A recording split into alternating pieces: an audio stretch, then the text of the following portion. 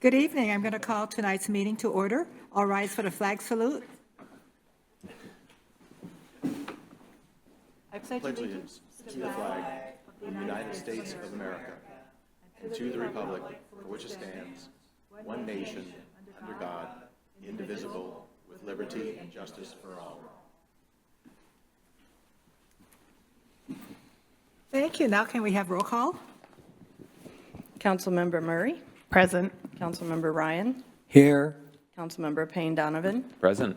Mayor Matsumoto Wright. Here. Mayor Pro Tem Wall. Here. And Councilmember Sonmore. Here. Thank you. And I believe Councilmember Woodard might be showing up later. All right. Thank you. Okay, so now do we have any late changes to the agenda? No late changes, Mayor. Thank you.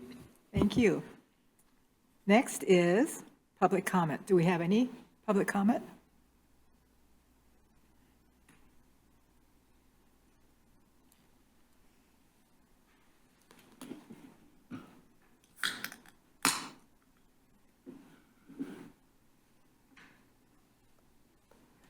No one signed up in person or online, and any written comments would have been distributed to you.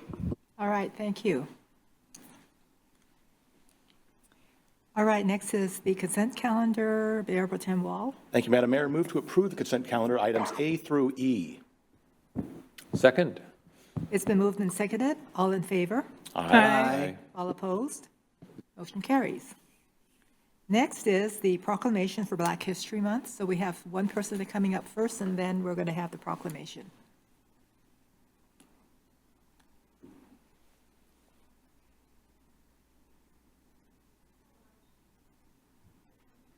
Black History. Oh, now we can hear you. The 2025 Black History Month theme, African Americans in Labor, focuses on the various and profound ways that work and working of all kinds, free and unfree, skilled and unskilled, vocational and voluntary, intersects with the collective experiences of Black people. Indeed, work is at very center of much of Black history and culture, be it the traditional agricultural labor and enslaved Africans that fed Low Country colonies. Debates among Black educators that the importance of agricultural labor, of vocational training, self-help strategies, and entrepreneurship in Black communities, or organized labor's roles in fighting both economic and social injustices. Black people work has been transformational through the U.S., Africa, and the diaspora. The 2025 Black History Month theme, African Americans in Labor, sets out to highlight and celebrate the potent impact of this work. Considering Black people's work through the widest perspectives provide versatile and insightful platforms for examining Black life and culture through time and space. In this instance, the notion of work constitutes compensated labor in factories, the military, government agencies, office buildings, public service, and private homes.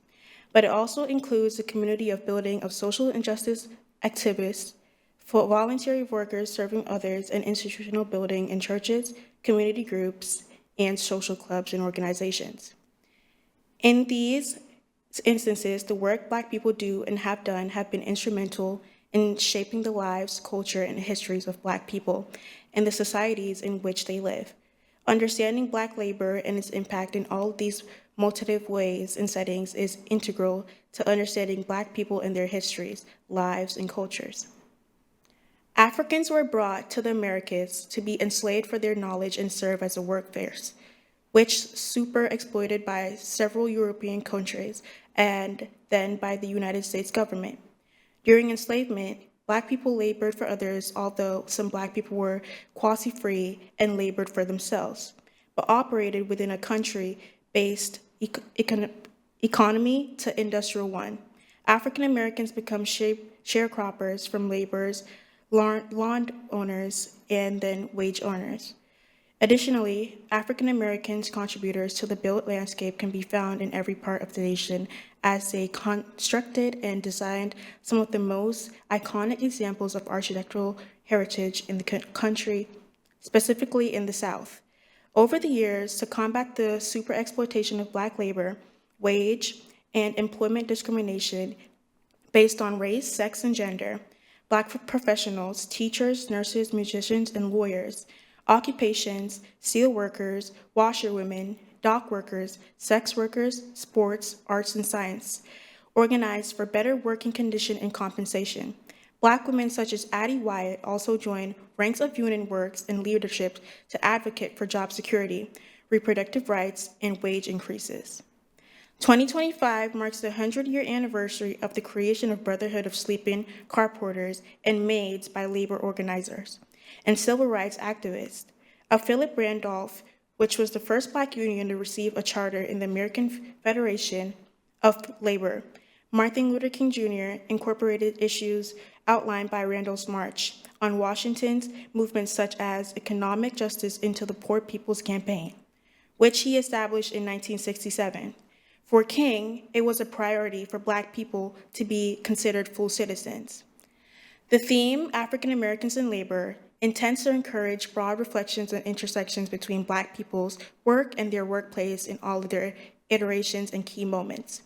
Themes and events in Black history and culture across time and space and through the U.S., Africa and the diaspora, like religion, social justice, social movements, and education. Studying African Americans' labor and labor struggles are important, organizing policy for new interpretations and reinterpretations of the Black past, present, and future. Such new considerations and reconsiderations are even more significant as the historical forces of racial oppression gather new and renewed strength in the 21st century. Thank you. Thank you. Now, can you please introduce yourself? Sorry. My name is Patricia Pottinger, and I am a DEI commission in Mountlake Terrace. Thank you. Thank you. All right, so next we're going to have the proclamation. And if anybody wants to come up to be receiving it, you can go up to the podium. Mayor, just real quick before we get started, I wanted to note that Councilmember Woodard joined the meeting at 7:02. That's right, yes. Thank you. Thank you, sir. Come on up. I would love some company. Patricia, thank you for sharing tonight.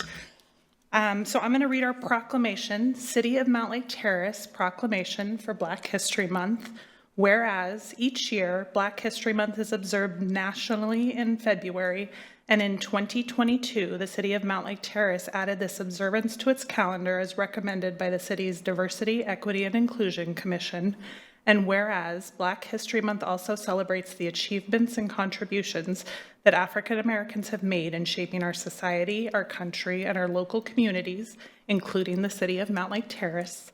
Whereas each year, the Association for the Study of African American Life and History sets a theme for Black History Month, and the 2025 theme is African Americans in Labor, spanning the many impacts Black Americans have had on labor in the United States, and acknowledging our debt to the enslaved people, primarily of African descent, whose labor and suffering built and grew the economy and infrastructure of our nation, and led to a lack of generational wealth. And whereas, since emancipation, Black workers continued to endure discrimination in education, jobs, and benefits, including restrictions from unions, exclusion from the New Deal programs for agricultural and domestic workers, and omission from the 1930s progressive, in parentheses, public health benefits legislation, such as the Social Security Act. And whereas today, Black workers still face inequities in education and discrimination in employment and wages, and whereas it is the City of Mountlake Terrace's goal to identify ways to be more inclusive in recruiting and retaining employees, creating a welcoming and inclusive work environment, providing regular training on topics such as anti-discrimination, anti-harassment, and understanding your bias, taking action on complaints of discrimination, and improving opportunities to contract with Black-owned businesses. And whereas, to participate in observing Black History Month, the Mountlake Terrace community is encouraged to visit www.asalh.org to learn more about the origins of the event, this year's theme, which again is African Americans in Labor. Now, therefore, on behalf of Mayor Kyoko Matsumoto Wright, and on behalf of the Mountlake Terrace City Council, do we proclaim February as Black History Month. Thank you all so much for being here. It's so nice to see some of you again, and it's very nice to have some of you here for the first time. Who can I give this to? Okay. I will take it. Would you like to say anything? Councilmember Murray, we can all, oh, we're not doing the photo yet. 1 second. You want to do the photo first and then? Okay, go ahead and. Hi, my name is Amai Brazil, and I am the president of Mountlake Terrace High School's BSU, Black Student Union. Thank you to the Mountlake Terrace DEI Commission and City Council for gifting us this proclamation and recognizing the work we do as a Black Student Union at Mountlake Terrace High School. Black History Month is a time of reflection and a time to be grateful for the doors that were opened by the generations that preceded us.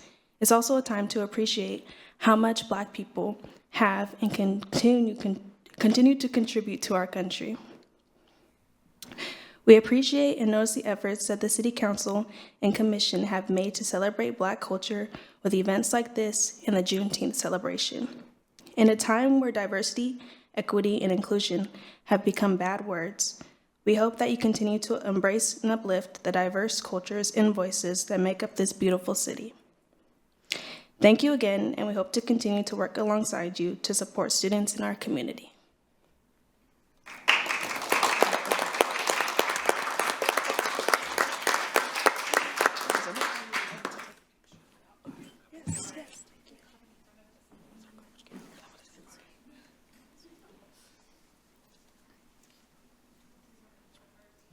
Since you got a break in the action, I'm hoping you can hear me. And I just want to be able to say thank you, BSU, for being there. You all are rock stars. I appreciate the work that you all do in the community. That was a powerful essay. Yeah. Hop in there. Powerful essay. That's over here. Okay. Move over this way. Get in there tight. We want to get very close in person. Scott. Whatever.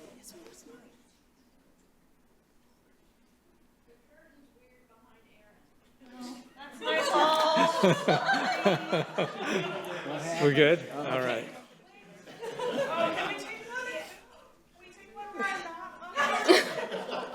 I know that's a big ask. There you go. Okay, here we go. There you go.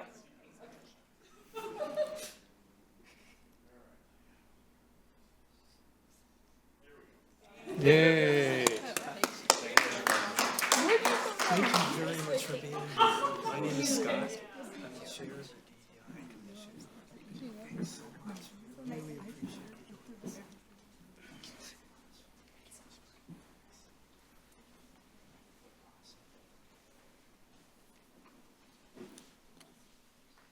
Thank you so much, everybody. Thank you for coming tonight, too. Okay, so now we're going to move on to the presentation by the Mountlake Terrace Chamber of Commerce with Daniel. There you are. Oh, do you still have something to say, Steve? Your hand is up. Yeah, I just want to make sure you can actually hear me. Y'all are moving. So are the students still in the room? Is it? Yes, and we can hear you, Steve. Perfect. So I just wanted to be clear. Thank you all for coming today. That was a powerful essay. I'm deeply sad I wasn't able to make it, but I've been in Olympia, so I'll be there in about another half hour. But I just wanted to say thank you all. That was a very incredible essay. I'd love to get a copy of that or hear the context at another time. So thank you. Thank you, Councilmember Woodard. Okay.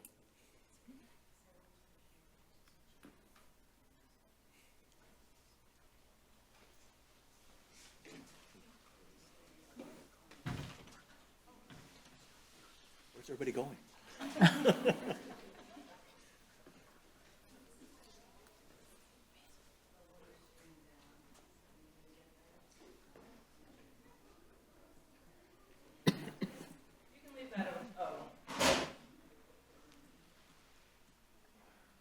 Looks like it's more photo ops.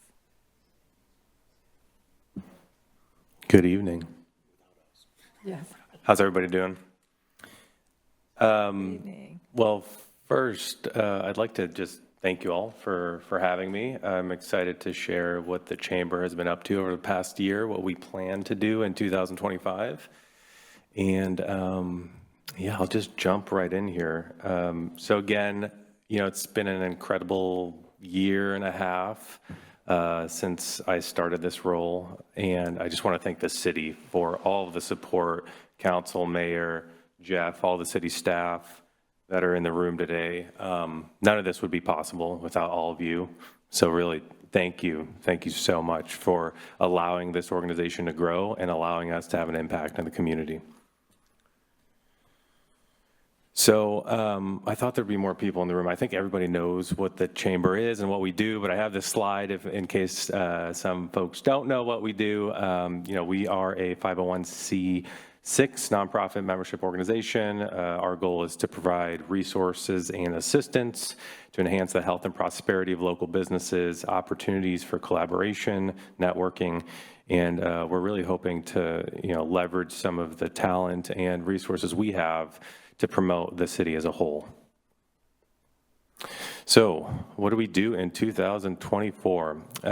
First of all, I think one of our biggest undertakings was the website, which is still in progress. I'd say we still have a lot of work to do, but we did kind of create a new name, a new brand, a new identity. As we were working through building capacity, we wanted to make sure that we built a brand that would sustain in the community for a long time, really have an impact, something that's recognizable as we grow as an organization.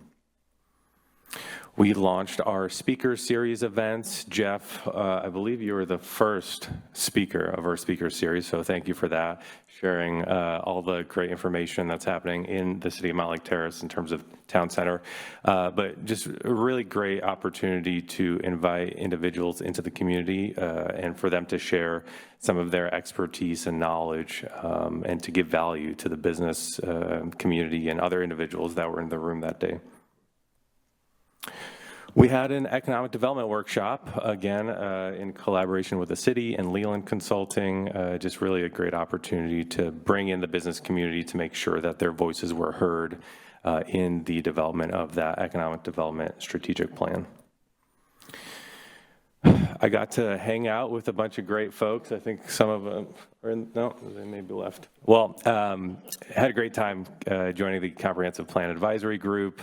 Again, just a great opportunity to provide input as that really critical planning work was happening in the city, and also really just trying to build that collaborative spirit in the community and reaching out to some of our nonprofits and faith-based institutions to explore where alignment exists within what we're trying to do for this community.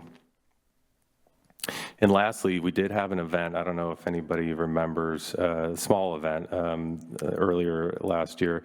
Obviously hosted the Mountlake Terrace Light Rail Opening Festival, and it was a big undertaking. It was a great opportunity, and it was just an incredible experience to facilitate this community event, which I think brought a lot of people into Mountlake Terrace that otherwise wouldn't come here. And obviously, light rail was the main component of that, but just what an incredible experience to invite the community and to have us as an organization really facilitate that.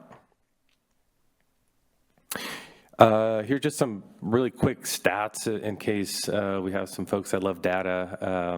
We had, based on our Placer AI analysis, which is kind of a software that analyzes foot traffic, we saw about just over 8,000 visitors. We had 87 vendors participate. Our social reached over 100,000 individuals, largely thanks to the city's in-kind support and helping us push that out.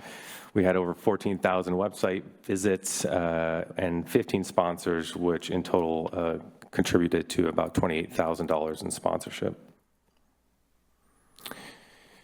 And here's 2024 in a nutshell. So, looking back at the beginning of 2024, we had 37 members. We had about $2,500 in our bank account, and we've just seen tremendous growth. Again, largely due to that light rail event, and we were able to leverage some of that funding and some of that income we made, but we also were able to really grow our membership base because of that event. People saw the value of becoming a member and joining that event. So 225%-ish increase in membership and almost 1,000% in income.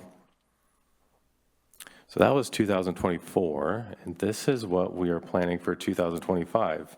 So, you know, as I was working through these strategies in our work plan, obviously I wanted to really leverage this economic development strategy that you all had spent, you know, months and months working on, and wanted to build that into what we're doing, because I see this as a very collaborative partnership between the city and the chamber, and we want to support your goals because they align with our goals.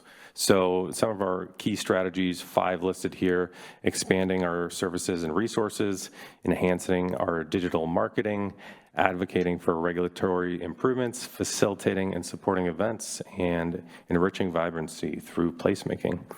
So a little bit more about each of those. You know, obviously want to continue our networking events, but really want to continue to add value. So what other resources and services can we provide for businesses to enhance the value of our membership, right? And how do we support these individuals to grow their businesses here in Mountlake Terrace? We really want to implement a digital marketing strategy. So again, I said the website still needs a lot of work. We'll be doing that this year, updating that website. We, own this domain, exploremountlake-terrace.org or exploremlt.org. That was developed based on the light rail event, but again, thinking long-term, how do we leverage this website to provide a place for consumers or visitors to visit and learn more about Mountlake Terrace? We'd love to collaborate with the city and explore, any zoning code permitting updates. And really, we want to be the organization that the city can come to when, they have questions about how particular zoning or permitting may impact businesses and what kind of improvements can be made to support business growth. We want to continue supporting this kind of event focus, and we heard from a lot of individuals that they love that event and they wish we could do it every month. Now that's not realistic, but I think there are strategies we want to take this year. One of those would be to do a larger annual event later in the summer or fall, but we also want to continue to support the city and really explore how we could support the things the city's already doing, right? So the 3rd of July, the music and movie events you all do, again, just an opportunity for more collaboration. And lastly, we really want to support the city in enhancing the public realm through placemaking and wayfinding. So again, really just seeing how we can work together, identifying those opportunities for both public and private properties to enhance placemaking, securing funding to implement some of those placemaking measures, and supporting the city's wayfinding strategy. Okay. So that was my entire presentation, but I do have a little video to share with you all. Some of you may have seen this, some of you may have not. Before I play this, part of that funding that we received from Sound Transit for the light rail event, we used to create these videos. And one of those videos was really focused around the light rail event. Obviously wanted to celebrate that. We wanted to thank Sound Transit for the incredible support. But we were also lucky enough to leverage that funding to create kind of a long-term or a everlasting video that really invites people to learn more about Mountlake Terrace and shows them what opportunities exist in Mountlake Terrace. So I will play this, and then I'll be happy to take any questions.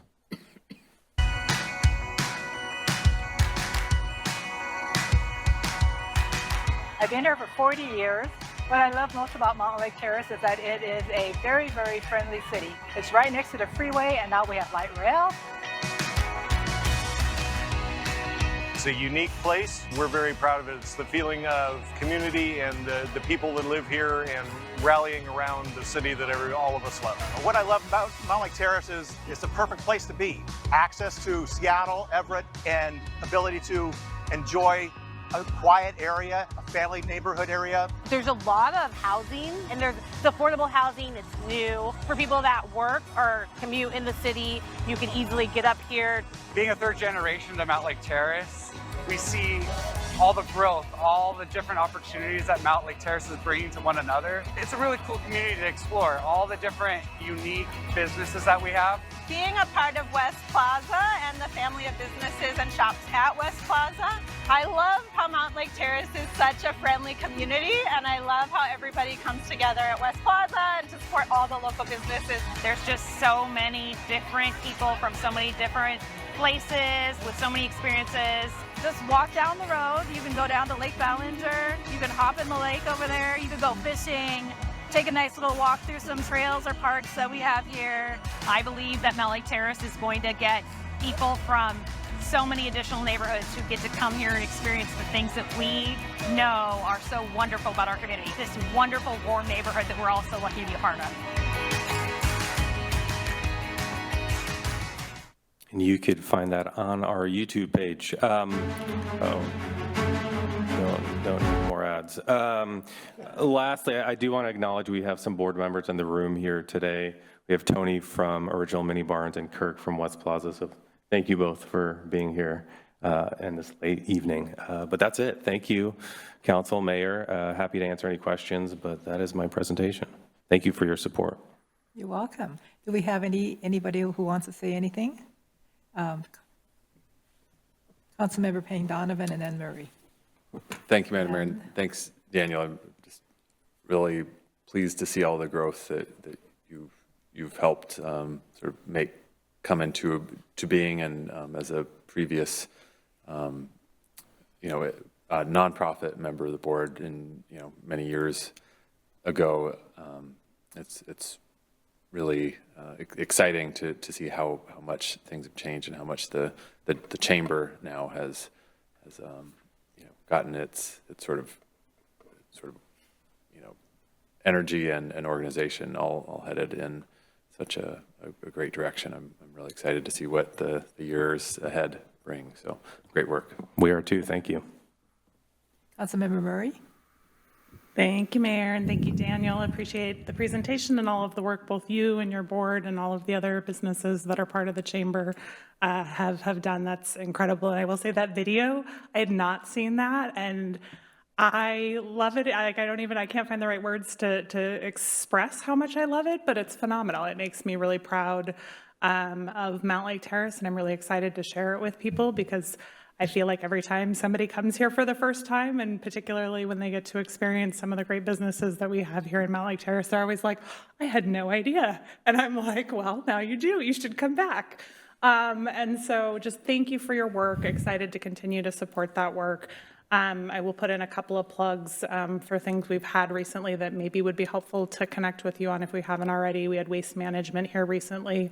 And one of the things that they mentioned was some of the changes in regulations around waste disposal this year, and potentially being able to support our businesses with helping them to understand that, to ensure that they have the tools and resources that they need in order to be compliant. And so that might be something, if we haven't connected you with them, that might be an opportunity for your members. And then my other plug is, I'm curious if you guys have started talking about FIFA World Cup at all. I went to the Economic Alliance of Snohomish County's coffee chat about that last week. And I know, I think Shoreline is partnering with their Chamber of Commerce and had a meeting earlier this week about kind of getting the ball rolling on those conversations. So be curious if that is something that you guys have talked about at all, and if not, would love to talk about at some point. Not yet, but yes, we should definitely talk about it. It's obviously going to be an incredibly large impact for the metropolitan area of Seattle. So definitely if there's opportunities to leverage that and pull people up here, we'll be exploring those opportunities.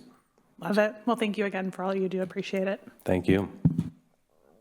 Anyone else? Did you want to? Councilmember Woodard. Thank you, Mayor. Thank you for the presentation. Thank you for your board members who are there as well. Appreciate your time.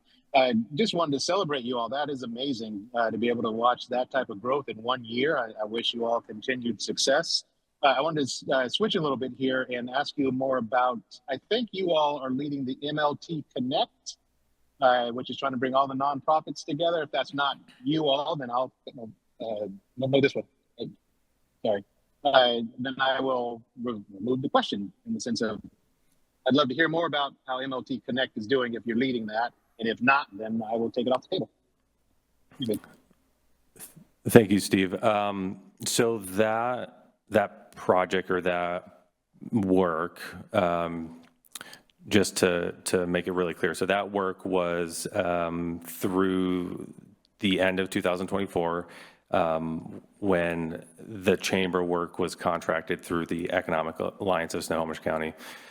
That being said, the chamber, is aligned with a lot of the things those individuals and groups are doing. And, we've talked about it as a board, maybe not as a board, but I've talked about it with the president, executive committee, about how we continue that work. Now, that group hasn't met in a couple months, but I know that there is interest in potentially forming a committee that's really focused on the nonprofit community-based organizations and really making sure that that continues throughout the future. So, Steve, to answer your question, that group has not met in a couple months. The chamber right now has some priorities like the website and really making sure that our members are getting, the value out of their membership. But that's something we've talked about and something we definitely want to continue to build upon because we did a lot of great work in 2024. Councilmember Payne Donovan. Thank you, Madam Mayor. And just to build off and thank you. Thank you very Dr. much. Woodard's question about this effort to bring everyone together. I know there's been some recent developments with nonprofits in town, and so I think the time's right to continue that coordination. So just want to put a plug for that.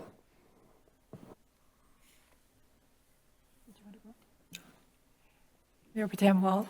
Thank you, Madam Mayor. Yeah, and I'll be brief because you guys hear from me about economic development all the time, but I can't be more thrilled that you're here, not just tonight, but for the last year and a half. As I think everybody knows, this has been economic development in the chamber, and everything you're doing and implementing has been a priority for me since I got on council, and so I just can't be happier that we're finally making significant progress on this, and really appreciate the work that you've done and your partnership that you've provided with the council and the city, and connecting us with the business community, which has been needed for a long time, advocating for the business community and the things that the business community needs. And I hope that not only the chamber, but the rest of the business community in Mountlake Terrace recognizes and knows that they have an open door to the council and to the city at any time. And we're excited about growing that partnership and making you all and all of us prosperous. Good luck, congratulations, well done. Look forward to continuing our work together. Thank you, Brian. Anyone else? Well, we all thank you because we've been wanting this for a long time and it's finally happening. And great video, great footage, and congratulations. Thank you, thank you. Thank you, Council. Thank you, Mayor. And yeah, we are excited with hopefully the new economic development staff at the city too to really collaborate with that individual and yeah, continue to do great work. So appreciate you all. Thank you. Thank you. Thank you again. Thank you, Councilmember Woodard. Okay, now we can go on to the next item, which is the review and public hearing and vote on the ordinance adopting 2025 to 2031 Stormwater Comprehensive Plan updates and rates with our Stormwater Program Manager, Laura Reed.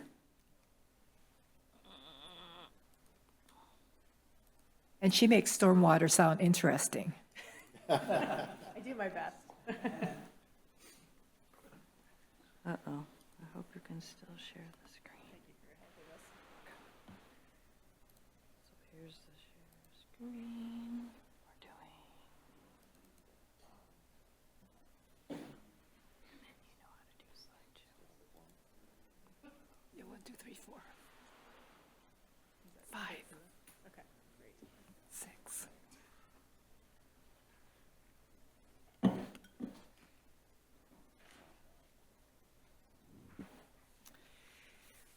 Well, good evening, Mayor, Mayor Pro Tem. Council members, and I'm happy to come back to talk to you again about the Stormwater Comprehensive Plan update and rate study. As you know, every 6 years, the city looks in detail at what is going to be happening in the next 6 years, and in more general terms, what is going to be happening for the next 20 years in terms of stormwater work. To that end, I'd just like to address a few of the long-range planning concerns that were explored as part of this Stormwater Comprehensive Plan.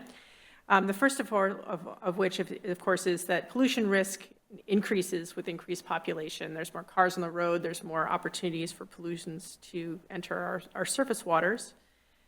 We have more stormwater facilities that require more inspection. And small developments on the level of one single-family parcel do not currently trigger flow control or water quality treatment during developments, which is fine when there's only a few of them, but if we have a lot of these kind of developments, I think we may have a problem down the road. And then, of course, climate change. We have increasing storm intensity, which with more flooding and more hot summers, as people may have already noticed. So the new items that weren't present in the 2018 Stormwater Comp Plan, but are present in this one, are the obligation to meet new ecology stormwater permit requirements, to address climate change and provide climate change resilience. There's a prioritized list of fish passage barriers in case we are required to do those in the future or wanted us to be ready. And also consideration of regional stormwater facilities, which is one way that you might address the problem with small parcels not having individual flow control or water quality required. The new ecology permit, which was issued in 2024, has some new requirements the city is obligated to meet. The first of which is tree canopy goals, policies, and documentation, which I'm hoping we are meeting currently through our urban forest management plan. There's a requirement to reduce runoff from forever chemicals such as PCBs and PFAS. A new stormwater technical manual for construction and new best management practices, which will need to be implemented. Water quality treatment for existing development is a new requirement. Smaller road projects are now going to trigger water quality treatment. The size of the road project that would trigger that has now been reduced. And there's also additional documentation for things that we're doing already, such as street sweeping, mapping our drainage basins, and mapping what flows to our public storm facilities.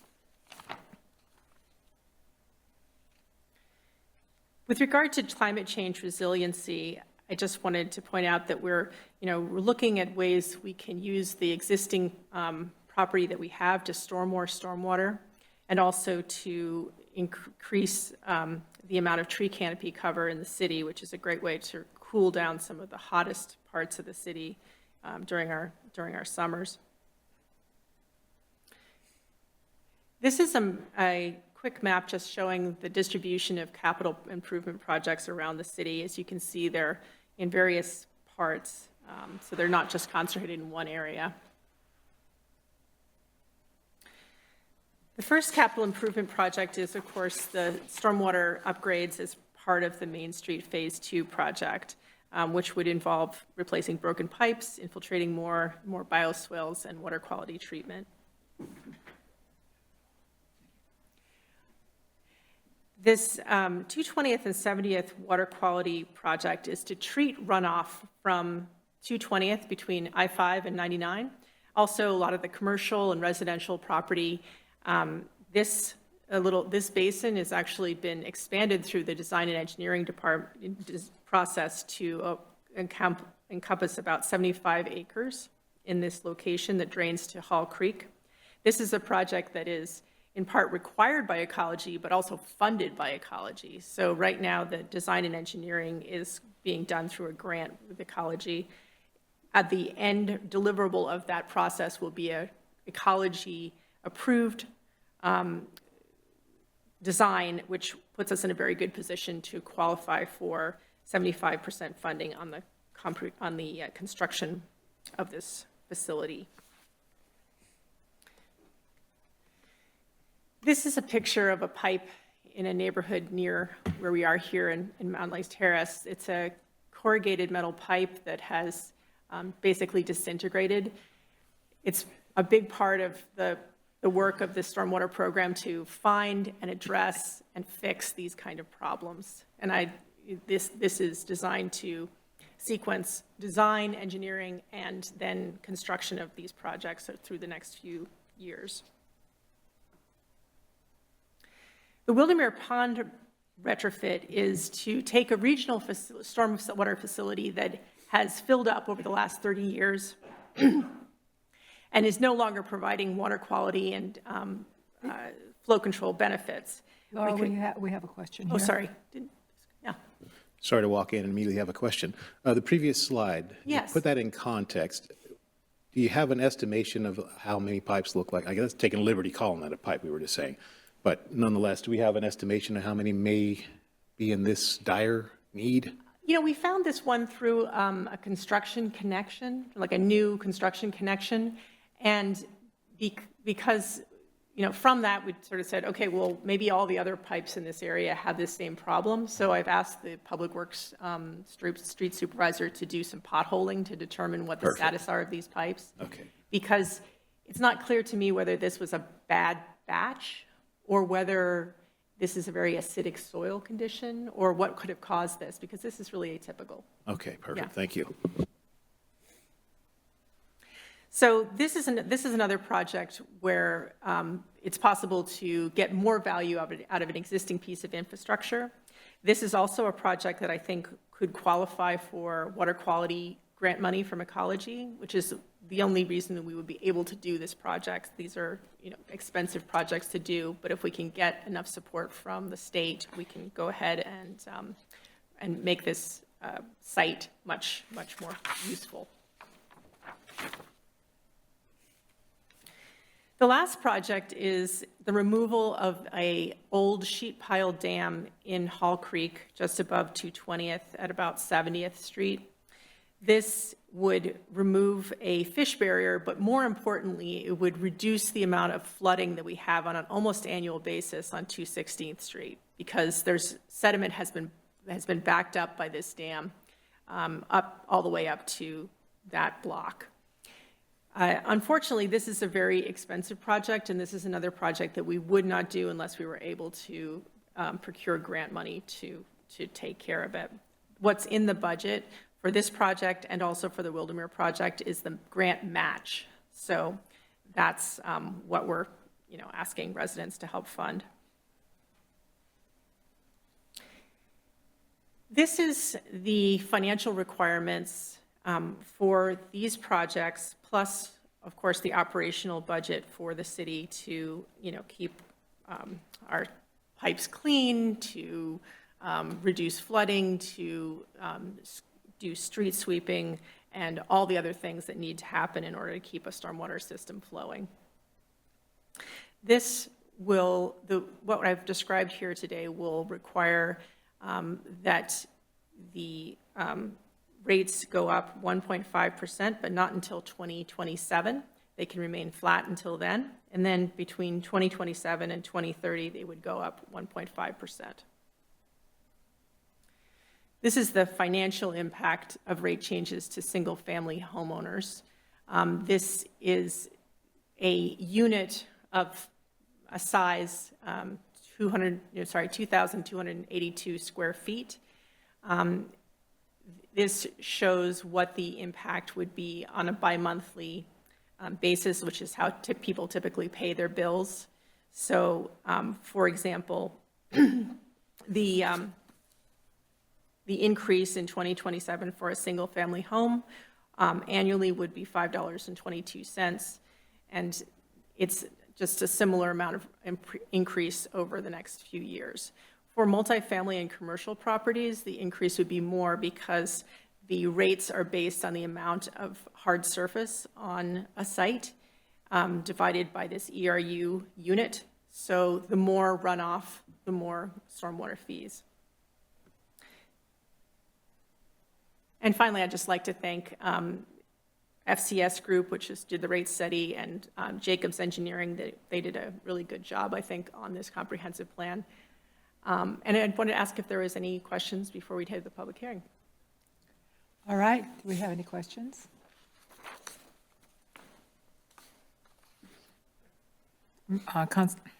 Mayor Pro Tem Wall. Yeah. Actually, I'll reserve for comment during discussion. Thank you. All right, so we're going to open it up for Mayor Pro Tem Wall. Thank you, Madam Mayor. Move to open the public hearing. Second. So public hearing, we need to vote on that. All in favor? Aye. Aye. All opposed? Public hearing is now open. So now we can discuss. No one signed up in person or online to provide public testimony. Okay. For the very, very big subject of. Well, I'll move to close the public hearing. Second. All in favor? Aye. Aye. Aye. All opposed? Oops. Hi, you guys are really fast. I'm sorry. Barely unmute it fast enough. Thank you. Okay, so that was in favor. And all opposed? Okay, public hearing is now closed. Mayor Pro Tem Wall. Thank you, Madam Mayor. Move to approve the 2024 Stormwater Comprehensive Plan update. Second. It's been moved and seconded. Discussion. Mayor Pro Tem Wall. Thank you, Madam Mayor. I just can't thank you enough, Laura, for the work that you've done on this, and as you point out, the others involved. You know, nobody likes raising rates, and take note, sewer and water. Yeah, but 1.5% is per year is very reasonable, and it's a great plan. We're doing great things for what we need to do within the plan and funded at a reasonable level. And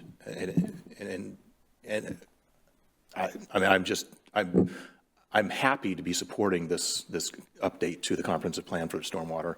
I know we're going to get very anxious on the next series of updates, but you've done a great job with this, and we really can't appreciate enough how much you've done for the city during your time here. And we will, I guess this is our last hurrah for you before. I may be back to talk to you about the urban forest management plan. I'm hoping to get, I'm going to just kind of move that along as fast as possible so that I can. All right. Well, then we'll look forward to seeing you again. I didn't want to miss an opportunity just in case. Recognize just how much you've done for the city over your years here and how much we appreciate what you've done. So anyway, thank you. Thank you. That really means a lot to me. I appreciate it. Yeah. Anyone else? Councilmember Payne Donovan. Thank you, Madam Mayor, and I'll pile on. Laura, I think it's a terrific plan.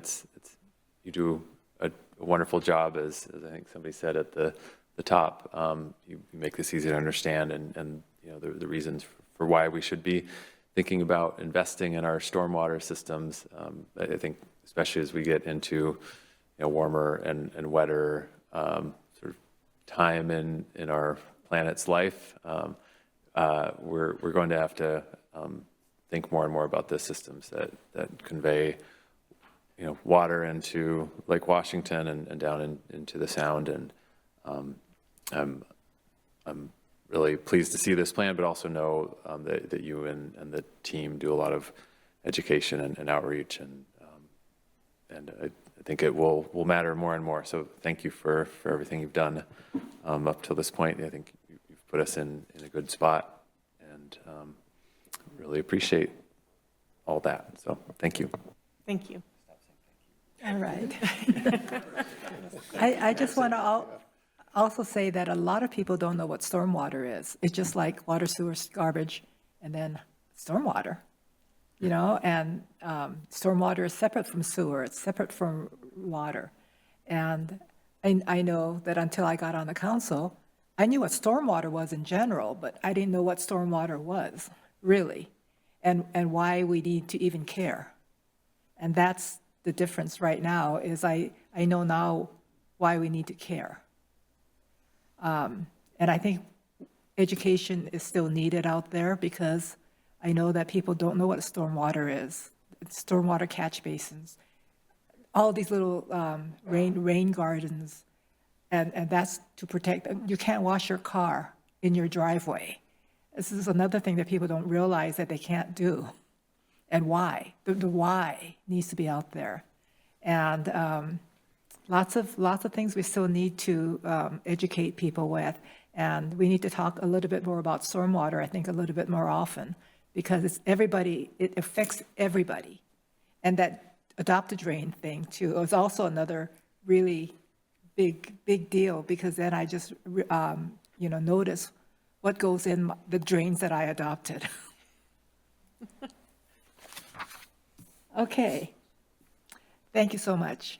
Thank you, and it really has been great to work with you on this process and over the last 7 years, but I hope we'll be back.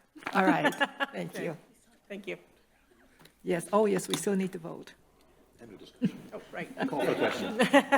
Oops. Do we have any discussion? Call for the question. Call for the question. All in favor? Aye. Aye. All opposed? Now, we've done. We did it. Okay, great. Thank you. And I did it without a cheat sheet. Okay, next. Next is the review of the ordinance readopting the code language repealed by Ordinance 2864-MTMC 19.125.1020 with our community. Oh, it's Sarah. Hello. Oh, I see Christy's online here. So go ahead. Awesome. Good evening, Mayor Matsumoto Wright, Mayor Pro Tem Wall, and members of the council. So I'm here this evening to talk about readopting a off-street parking regulation that was inadvertently repealed through Ordinance 2864, which was an update to our off-street parking, which came after 19.125.20D was adopted. And D states that for private recreation facilities in RS zones, parking shall be located on the same lot as the buildings or facilities it will serve. Parking on public streets shall not be counted toward parking requirements. So that regulation did go through Planning Commission, and City Council adopted it back in February when the regulations for private recreation facilities were adopted. And so it was just repealed in air when later off-street parking regulations were adopted. So this agenda item is just to readopt 19.125.20D, and that can be done at the February 20th meeting through a public hearing. So, No action to be taken. right. Any questions? Anyone? Councilmember Woodard? I suppose we should ask, but it sounds like the timeline was really tight. Did anybody exploit this opportunity?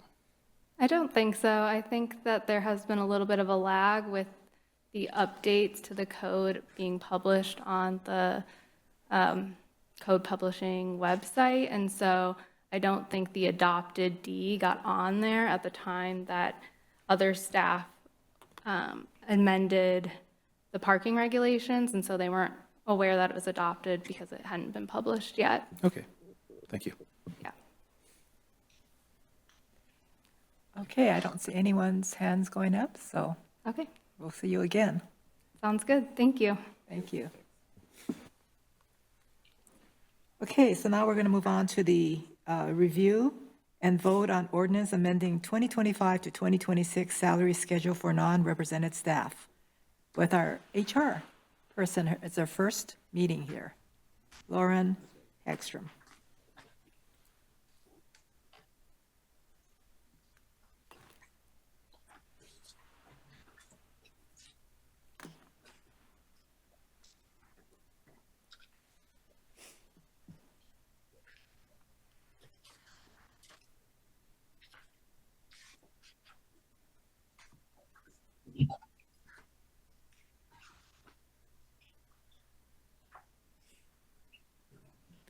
The good news is we're not hazing you, and everybody does this the first time, so you're right there.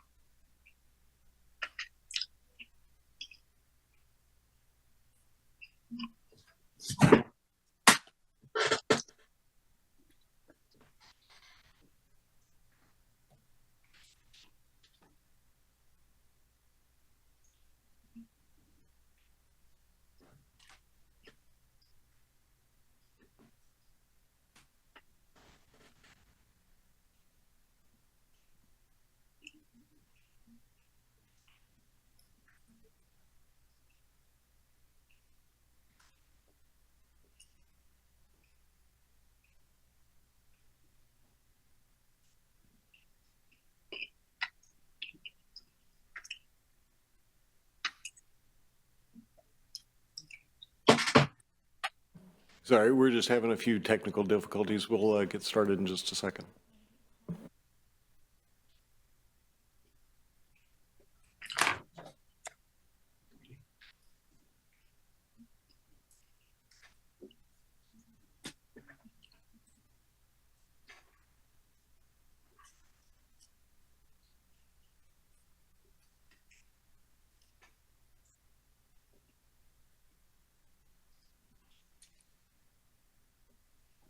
Sorry about that.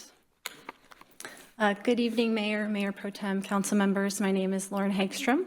I have had the pleasure of serving as the HR manager here at the city for 3 months now. I'm excited to be here, my first time this evening, so thank you again for having me.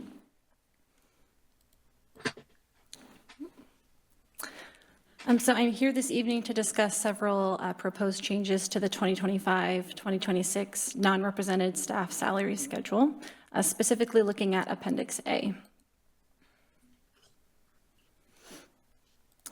So on the agenda, we'll be talking about some general changes resulting from a clerical error that we need to correct. The other items involve proposed changes to the staffing plans for both finance and public works departments. I would like to emphasize that none of these agenda items have a negative fiscal impact to the budget. This is simply an amendment to the document itself.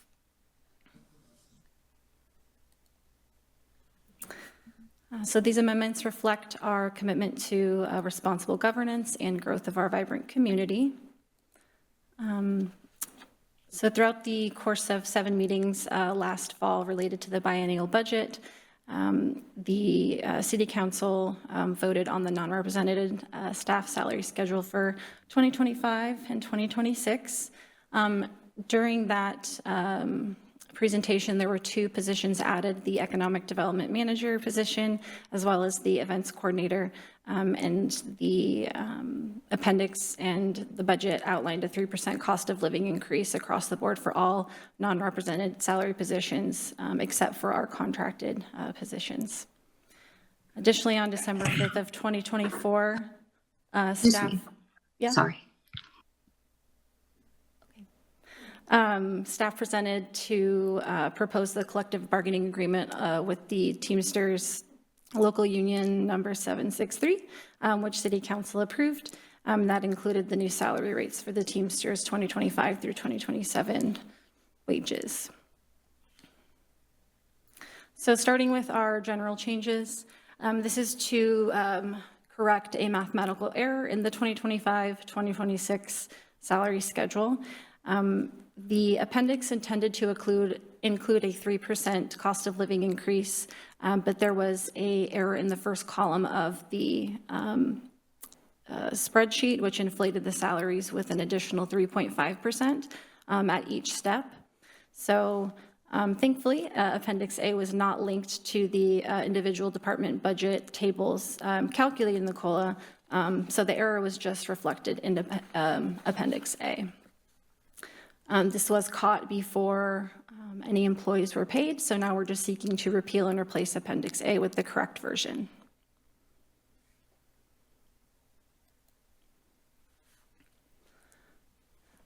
So in the finance department, we hired our finance director in August, and after assessing the current organizational structure, along with addressing staff turnover, we're proposing changes to the department. That includes replacing the finance manager, the upcoming finance manager vacancy with a senior accountant position. This will be a non-supervisory role that will be represented by the Teamsters. And so we would like to remove that from the non-represented salary schedule and amend the Teamsters CBA. Similarly, with the finance technician, we would like to move this to an accountant position, which will also be non-supervisory and represented by the Teamsters, removing that from the salary schedule and amending the Teamsters CBA. And then finally, we propose to increase the finance coordinator from a 3/4 time position to a full-time position role. This will help suit the needs and enhance customer service at the front desk and passport services with a future budget amendment for the FTE update.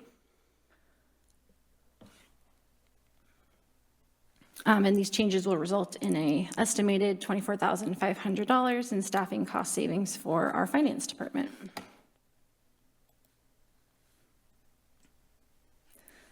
All right, so in Public Works, we recently hired our Public Works Director, and he joining us this evening is addressing some staff vacancies and future departmental needs. Our proposed change include a title change for the current Stormwater Program Manager and renaming this to an Environmental Program Manager. Renaming this position will better reflect the responsibilities of this position, which will now include urban forest management, solid waste management, and an upcoming climate action plan. This will also lead to a more successful recruitment effort. Again, no salary change, but just a title change for that position. We are also proposing a new engineering technician position.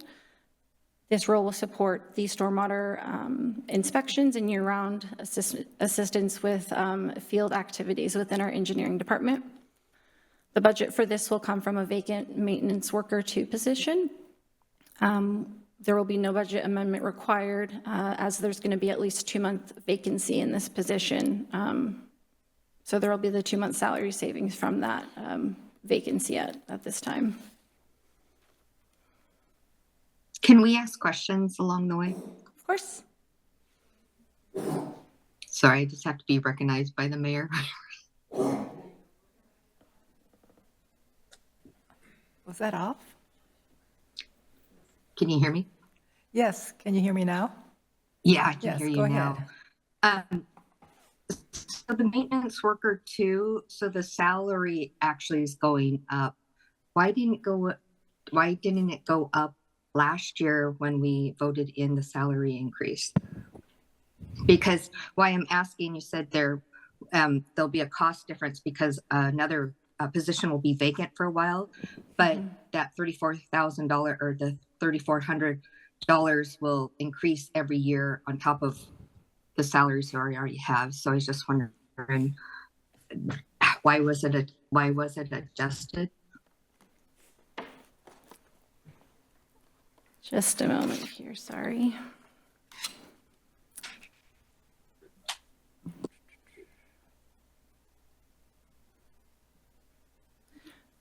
Because in that a maintenance worker, the salary was changed last year and it already included a 3% raise.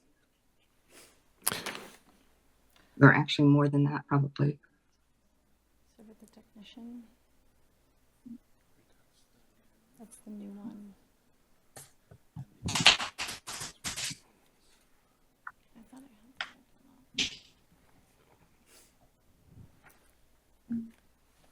Sorry, just a moment. I thought I had the old salary.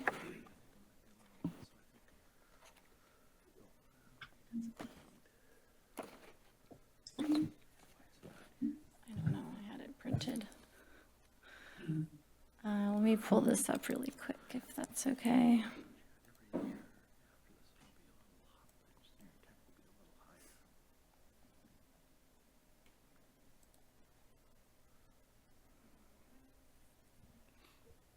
Go ahead, Councilmember Murray. Thank you, Mayor. And maybe I could, my understanding is we're looking at changing these positions, right? That's where the change comes from. I think that's what Councilmember Sonmore is asking, is why the salary increase, correct? Councilmember Sonmore?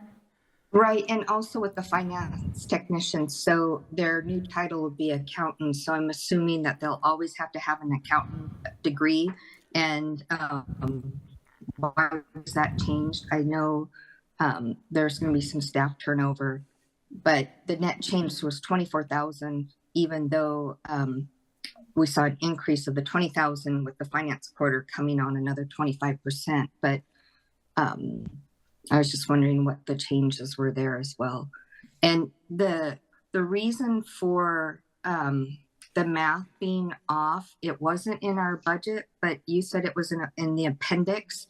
So where was it stated in the appendix? Is that when we voted on it? So we voted on it incorrectly when we looked at all the salary changes about a year ago?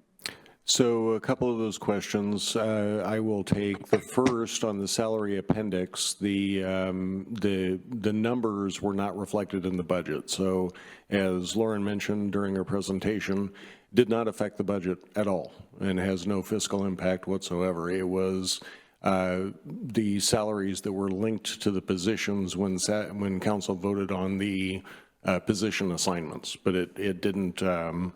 It didn't impact the budget. I'm asking when we originally voted on it.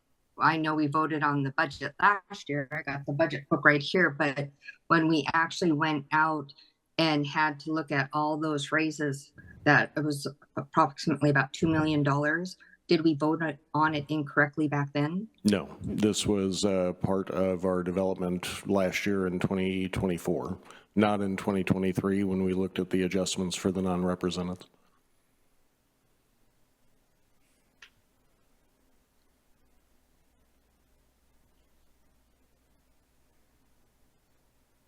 And so is that true with the maintenance worker too? That's just a whole new brand new job. Now it's an engineering tech and they automatically got a $3,400 raise. Different job titles, different responsibilities. So engineering tech would have been like maintenance worker would have been the folks like the last couple of days out working on the snow issues on the roads, those types of things. Engineering technician will have substantially different job responsibilities, and I can let our Public Works Director answer that.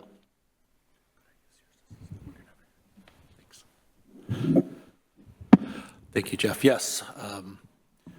One of the differences here is that we're looking, well, let's go back to first the maintenance worker position, and we've had a lot of discussions internally, Public Works and manager's office at that. At this time, we just wouldn't, for the next few years, need that type of support in the maintenance part of our division. So I'm working with Laura, who was just here before, and Tim Nye, our streets and stormwater operations supervisor. We looked at what are we really missing here? What do we need that we're not getting supported on? And Laura was one to first point out that she's just not having enough time to support some of the capital and urban forestry and other work that she needs to be doing, and it's in the field a lot. So we came up with the idea of, let's get somebody to support the stormwater program that's in the field, can do this basic type of inspection work. It's not maintenance worker inspection, right? Because they do inspections as well. But this is more of engineering support. So as Jeff was saying, very different position. And we did comparables with Shoreline, Lake Forest Park, and others in the area that have this position already. So the salary you're seeing here is reflective of, regional pay for this. I think what you're looking at up here, when you look at the cost difference, I think we're referring to this year because we're not going to be filling it for the first 2 months, but then council member is correct, over the next years that there's going to be a pay difference, that this will be higher than the maintenance worker. And what we would do to mitigate that is just reduce our professional services to account for that. But it's, I'm not sure, we'll have to look we can come back with you with the numbers, but that's how we would mitigate the extra cost. But also that's why there is extra cost, because it is, I guess what we call these grades, pay grades, it has a higher pay grade. Because it is, again, back to Jeff's point, a different role, and that's why we're doing this, because we really can't use the maintenance worker position that's currently allotted to do the work that we need. Hope that made sense. Okay, so we have a question from Mayor Pro Tem Wall. Thank you, Madam Mayor, and thank you for the explanation. I think that helps. And just to clarify, so the actual cost difference, if it were annualized for this year, would be what, 20-some thousand, 30, 40,000, but I mean, at any rate, I mean, some 20-some thousand additional dollars or whatever. But we're only seeing a cost difference of about 3,400 this year in the budget. But for the 2-year annual budget, it would be more. But what you're saying is, because we are creating this new position and eliminating the previous position, and by utilizing this new position, this new engineering tech position, we will not need to rely on contracting out to do the work that this person will then be doing in-house. So we'll be able to reduce future costs to, for instance, next year's budget, as you're saying, offsetting our the professional services line item in the budget for Public Works Department. That's correct. Okay, thank you. Councilmember Salmore? So who would we use as a consultant in that position? Where did that come from? We have on-call consultants, on-call engineering, various different firms that we use that Laura was able to utilize during the year. And so you're talking more than one person. I'm assuming if you're using consultants, it would be a lot more than $3,400. So you're saying we're not going to use consultants at all? Oh, no. And this person is going to absorb all of that? No, that's just kind of what I just heard. No, I'm sorry. Just for the work that we were talking about in terms of inspections, type of support for Laura when she had peak workload, and we would look to mitigate that through one of our consulting contracts. But no, you're absolutely right. I didn't mean to say that. Yeah, no consultants at all. That's definitely not what I meant to say. But if you look at I'm thinking, I'm just going to throw out a number there. I think Councilmember Wall, you just mentioned about $20,000. So it would be whatever that extra cost is, would be what we wouldn't be spending on professional services. So it's about $20,000. And again, that's for particular work in the stormwater area, not all of it. So great point. Councilmember Murray? Thank you, Mayor, and thank you both. As long as I guess we're asking questions about this specific slide, I did have a couple of questions related to the change in job responsibilities and how that might impact where budget is coming from. So the program manager seems to be moving to a place where there is less stormwater responsibilities, and the maintenance worker to the engineering technician seems to be adding stormwater responsibilities. I guess I'm curious if that impacts where those budget dollars are coming from. Yeah, no, I can answer that. So the first one, that's a great question, and it's taking really my budget that I'm allocated for solid waste, and moving into that position. So that'll be about 5% of my time. So that's a great point. Everything else stays the same. And for the other position that was within the vacant position was in Tim Nye's shop, which is stormwater and streets, and it's going to really be the same split. The new engineering aid I'm thinking, it's about 70-30, 70% stormwater, maybe 30% traffic and streets. So it'll be a very similar split. Wonderful, thank you. Sure. Okay. I don't see any other hands going up. Okay. Do you have any more questions? Nope. All right, thank you. Thank you. Okay.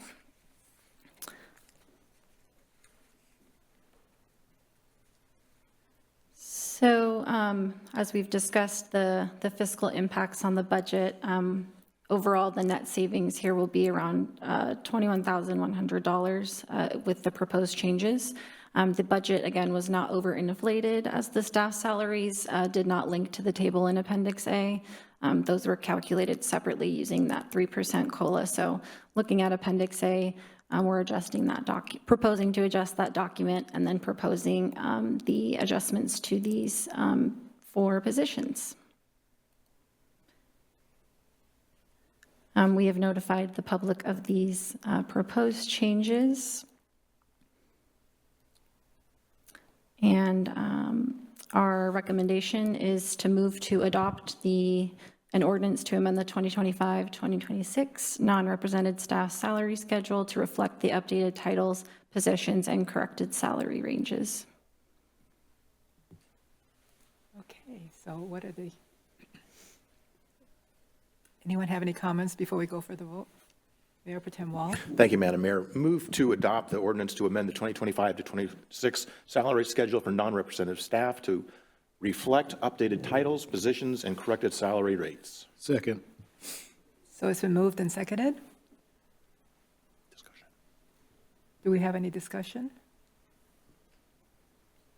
I think at this point, just calling for the vote unless anybody else has comments. Call for the question. All in favor? Aye. Aye. Aye. All opposed? Motion passes. Thank you very much. Thank you all.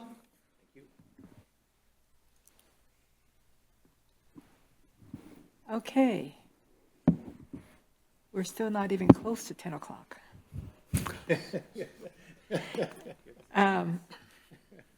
Plenty of time to talk. City Manager's report is next with our City Manager, Jeff Knighton. Thank you, Mayor. Mayor Pro Tem, members of council. A few things to mention tonight. First, I really want to thank our Public Works crews for the work that they've done over the last couple days, particularly this morning. One of the issues we had, there was a tree that was down on 228th on the west side of the I-5 overpass. They were out, and it was blocking traffic. They were out there very quickly and took care of that issue. They've been all over the city at 3 and 4 a.m.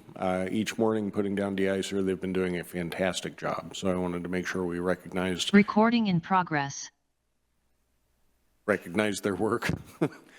Next, wanted to mention the work happening on Veterans Park Trail. Next week, we will have 2 crews from our contractor out there building the bridge abutments for the bridge that's going to be down at the bottom of that trail. So we're making progress on that. One of the things that we have done recently is change duties from what we had was the K-9 officer that was here, and transitioned that to a traffic safety officer. And that has now been implemented. We have a traffic safety officer working with our police department. So that, I think, is a good thing for everybody.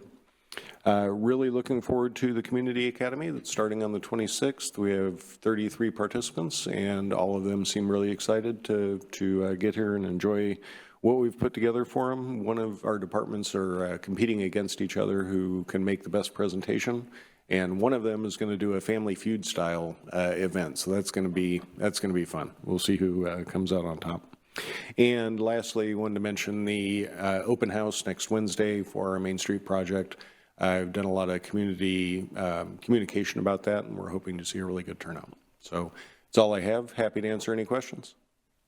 Are there any questions for the City Manager? Councilmember Murray?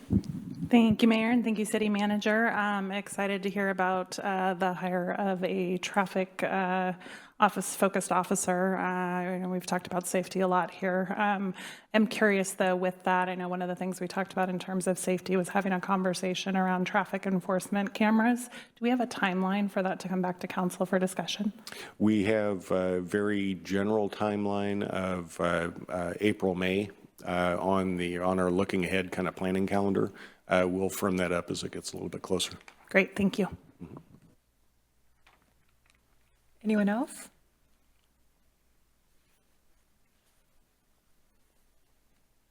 So we'll move into, thank you. We'll move into council liaison reports. Okay. Then we'll start with Councilmember Murray. Thank you, Mayor. So we haven't had a regular meeting in a really long time, so I guess I will apologize because we know that I'm not the most concise person, and there's been a lot since whatever the first meeting in January was. The first thing I have on my list is on January 15th, we had our Diversity, Equity, and Inclusion Commission meeting. And I'm going to try really hard to say Diversity, Equity, and Inclusion Commission moving forward. One of the things on their agenda this last meeting was a discussion about whether or not that name was appropriate and was describing their work, and that was prompted, by people suggesting that maybe we shouldn't be doing that work. And it was fascinating to listen to one of our commissioners who brought this forward for discussion, and it was a really good discussion where the commission talked about both the words and the acronym, and the work that the commission is doing. But it was fascinating. The commissioner who brought the question forward, I would say he didn't pose it as necessarily something to be done, but something to be discussed. And I actually really appreciate that he did. I was gonna say we were discussing it on the 15th, and I think that conversations around the term DEI have picked up in recent times, and I'll try not to make this too political. But, they had a really great conversation about, so the commissioner who brought it forward had a great conversation with somebody in his life who had said, like, why would you be doing that? Like, why are you involved with, that kind of, that thing?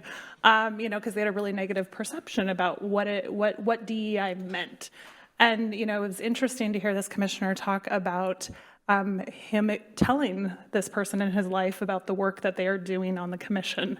And after sharing about what they do and the impact that they've had, the person in his life was like, oh, that's what you're doing?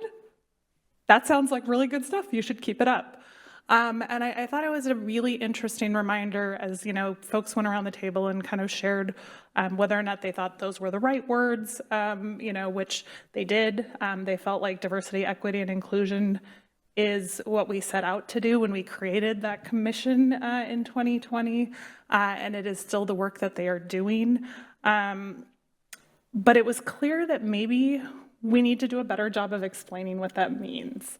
And so I committed as the liaison to the Diversity, Equity, and Inclusion Commission to try to be more intentional about talking about what the commission is and what they do, because they have done a phenomenal job, I think, in shifting the work that we are doing as a city in a way that has helped us to connect with far more residents than we ever were. And I don't want to steal their thunder because I know they have an annual report coming up here soon, so I won't go through all of the wonderful work that they're doing. But please know that our Diversity, Equity, and Inclusion commissioners feel strongly about the word. So it was interesting. So like looking at the opposite of those things, right? What are we the work we're trying to do is trying to combat the opposite of those things, right? And so the opposite of diversity is uniformity. The opposite of equity is unfairness, and the opposite of inclusion is exclusion. We don't want a, city government, and we don't want to be making decisions, where we are only hearing the same voices. And so actually I happened to be cleaning this week as I've been stuck inside with my kids, feel sorry for me. But I found our city happenings from when we created our new commission, the Diversity, Equity, and Inclusion Commission. And I just thought I would read as a reminder of why we started this work, how we were talking about that in 2020.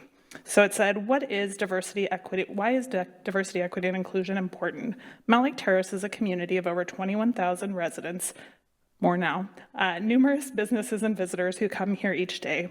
We are diverse, meaning our city includes people from a range of different social and ethnic backgrounds, of socioeconomic statuses, and of different genders, ages, sexual orientations, disabilities, etc. With that comes a variety of perspectives in which the city services are viewed, depending on our personal backgrounds and experiences. Equity is important to ensure the members of our community are treated fairly and of equal opportunity and access to information and resources. The basis for creating and maintaining a community that aligns with these principles is a foundation of respect and dignity. Inclusion means building an atmosphere of belonging by actively inviting the participation and contribution of everyone in our community.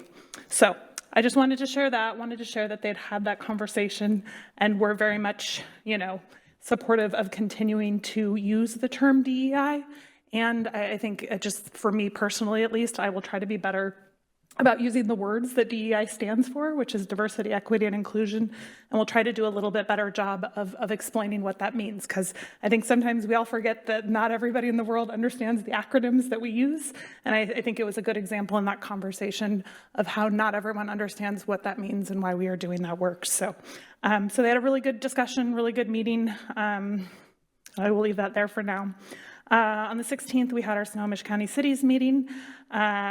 We elected our representatives and liaisons for the year. I'm excited to be the alternate to the Puget Sound Regional Council's Economic Development District Board. So I know I have a great resource here in Mayor Pro Tem Wall if I ever have questions or need support there, which is great. And then the Association of Washington Cities was there to talk about how they're working in support of cities and provided an opportunity for us to share feedback. January 21st, the Economic Alliance of Snohomish County had their coffee chat. I alluded to that a little bit earlier. They were talking about getting ready for the 2026 FIFA World Cup here in Snohomish County, which is exciting. So some information that I think might be interesting for folks as you kind of think ahead. Seattle's hosting 6 matches between June 15th and July 6th. Vancouver, BC, and they anticipate a lot of people be going back and forth, is hosting 7 matches in a similar time frame.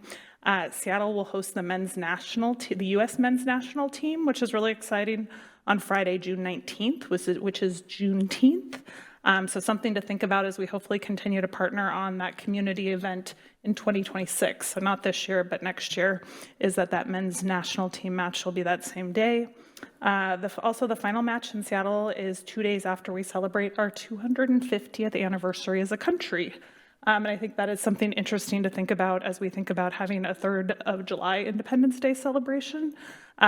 We don't have a lot of competition already in that time frame, and thinking about proximity to light rail and transit, I think, there's probably opportunity and challenges that will come from that, but I think that's something that we should have on our radar and make sure we're thinking about. Everett will be our official fan zone location for Snohomish County, but they will be putting out lots of resources for communities that are not official fan zones, but that will do awesome things, which I have no doubt we will. We had our work session on the 23rd of January. I joined the AWC Friday Action Call on the 24th to hear about legislative session. The 28th, I had my first Lake Ballinger-Mackler Creek Watershed Forum meeting, which was very cool.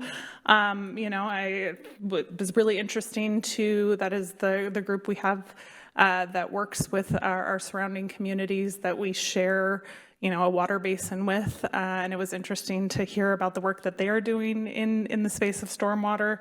And I will say the thing I think that was neat, it was really neat to hear, and I'm sad she's not here anymore, but I will share when hopefully she comes back again, because it was Laura's last meeting at that body. Had an opportunity to hear from her colleagues who have worked with her a long time on that forum about how much she has meant as a steward of our lake and our water resources, and just how much they appreciated her leadership. And so anyway, I know we've been very lucky to have her, and that is not just a perspective I think we have up here on the dais. That was definitely something that was shared by her colleagues in our neighboring communities as well. The 28th, I went up to Washington State University in Everett and went to the Civic Genius civic engagement workshop called It's Your America. Essentially, we were matched with a table of folks to find shared values and discuss public policy issues, really kind of just looking at trade-offs and additions to ultimately find consensus. I thought it was an interesting opportunity to think about how we do shared decision-making in communities. They talked about citizens' assemblies, which I wasn't familiar with, but essentially it's much like the groups we put together in terms of community advisory groups, except they are intentionally representative of the communities that they are making decisions about. And so British Columbia has used that a lot, and I thought it was a really interesting way to think about particularly some of the challenges, maybe not challenges, but some of the decisions that we need to make ahead, perhaps like our recreation pavilion, and thinking about like what are the things that we want to do and what is the community's input and where's opportunity for finding consensus and moving something forward. So anyway, it was an interesting conversation. I'll just leave that there. The 29th was our community conversations, our general community conversations here in this room, which we had a great turnout for.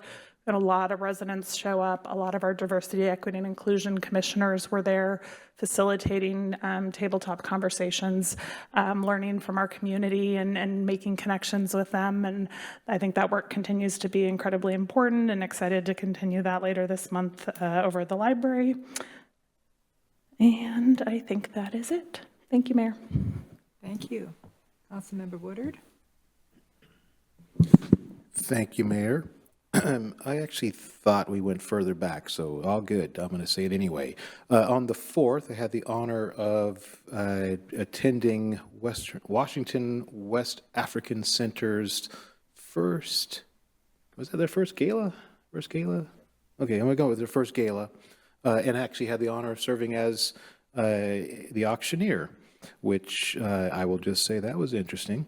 And then on the 8th, along with Councilmember Murray, didn't go further back, we served on a panel together. Yeah, all right, that happened. Okay, yes, so we served on a panel in Everett, representing city voices and Olympia, and the kind of interchange and interplay of that. So it was just a wonderful opportunity. I got to spend some time with those folks today and remind myself of that.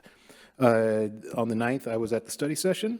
On the 16th, I was at SCC's dinner, as you just heard. Congratulations to Mayor Pro Tem Wall, as well as Councilmember Murray, both of whom stepped up to play a pivotal role in those organizations, thus making sure Mountlake Terrace's interests are represented.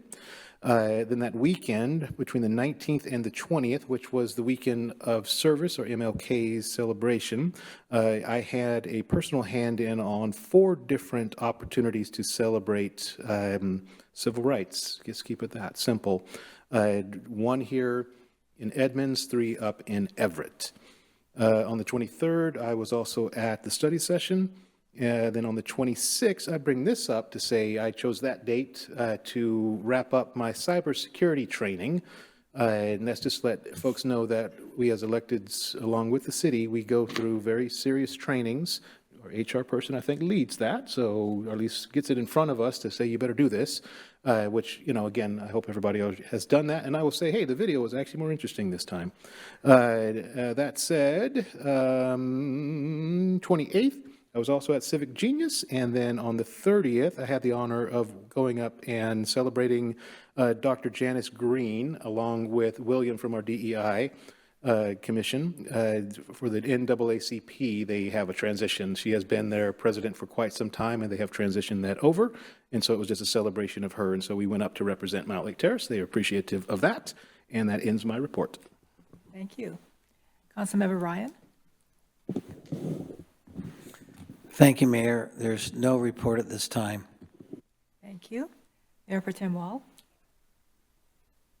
Oh, I'm sorry. You want? Why don't we go to Councilmember Sonmore first? That's fine. Councilmember Sonmore. In just 1 second here. Okay. There we go. Let's move all my notes here. Councilman Ryan and I attended in January the Left One meeting. And then we had I had the Park and Rec meeting on, sorry, I gotta find all my notes here. Passed out on January 14th. And at that meeting, we found out that the survey that was on the website received 277 results, which was wonderful. We discussed the survey, the planning, the education, and planting of trees. We did talk with Laura Reed about the urban forestry management plan in the tree summary. We also talked about trees for parks and how to get money for that. And we talked about the heritage tree, and the first one will probably be the sequoia tree by City Hall. It has to be over 36 inches in diameter, and that tree is absolutely beautiful. And then the disc golf had a tournament, and you'll notice there, I haven't been to the park to the snow, but Bicentennial Park, they've added 2 benches. So they had the cement poured, and I believe the benches are about to go in.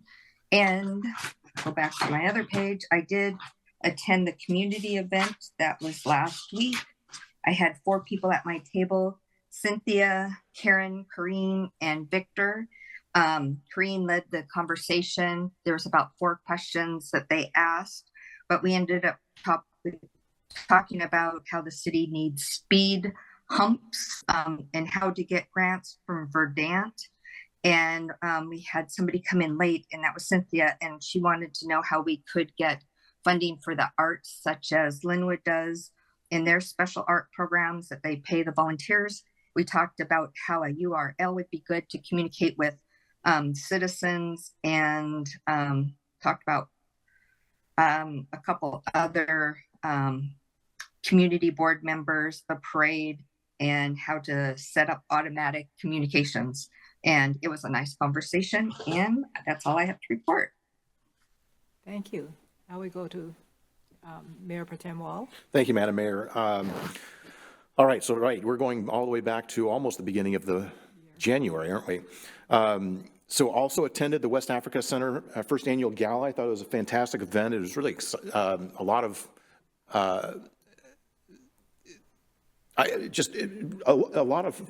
this is what I want to see more of in Mountlake Terrace, honestly, is communities coming together and sharing what is so great about their community, about their programs, about their livelihood, about their culture, their dance. By the way, they had dance and food and entertainment, and a great auctioneer who did an amazing job. But it was a lot of fun, and really appreciate the opportunity to attend that. On the 7th, had Snohomish County, okay, who is that one? Snohomish County Council, Snohomish County Council Presidents and Mayors Pro Tem monthly meeting on the 7th, where we obviously continue our discussions, our monthly discussions about our activities here in South County and what's going on and what issues and challenges we're all facing jointly down here in this area. On the 8th, had the Snohomish County Tomorrow Executive Committee meeting. And on the Thursday, we had our work session on, let's see,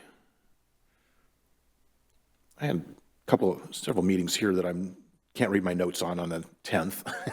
All right, then we had a meeting on the January 15th to talk with Daniel Lokic and the mayor and city manager and I to kind of talk about the status of the Economic Alliance and the Economic Development Program in Snohomish County, because there's a lot of moving parts right now, and we don't know exactly where we're at. So just wanted to get updated on that, and as we get more information, we'll be sure to update you guys. We'll be getting updates from Snohomish County Tomorrow and SEC and others, and I'll be sure to pass that along as we know more. But it's just a quick overview for those of you that are not aware. Economic Alliance's previous executive director has moved to the Everett Chamber of Commerce. They've hired an interim executive director who, by the way, was the former mayor of Everett, Ray Stephenson, but they're also in a position of potential transition as to the role that they play. And so I think a lot of that is going to be playing out. We don't, again, there's no answers right now, so there's no concrete information I can share other than just being aware that change is in the air, and we want to keep on top of that, know how that's going to affect us here in Mountlake Terrace. Anyway, I won't go on too much more on that one, sorry. On the 16th, had the Snohomish County City's dinner meeting with the AWC, and appreciate the opportunity to be able to continue representing the city on both the Snohomish County City's Executive Board and the Puget Sound Regional Council Executive Board, as well as serving on the Operations Committee of the Puget Sound Regional Committee. And congratulations to Councilmember Murray for her role stepping up again for the Puget Sound Regional Council as the on the Economic Development Board. I think that's going to be a great role, and excited to hear how your reports on that as they come along.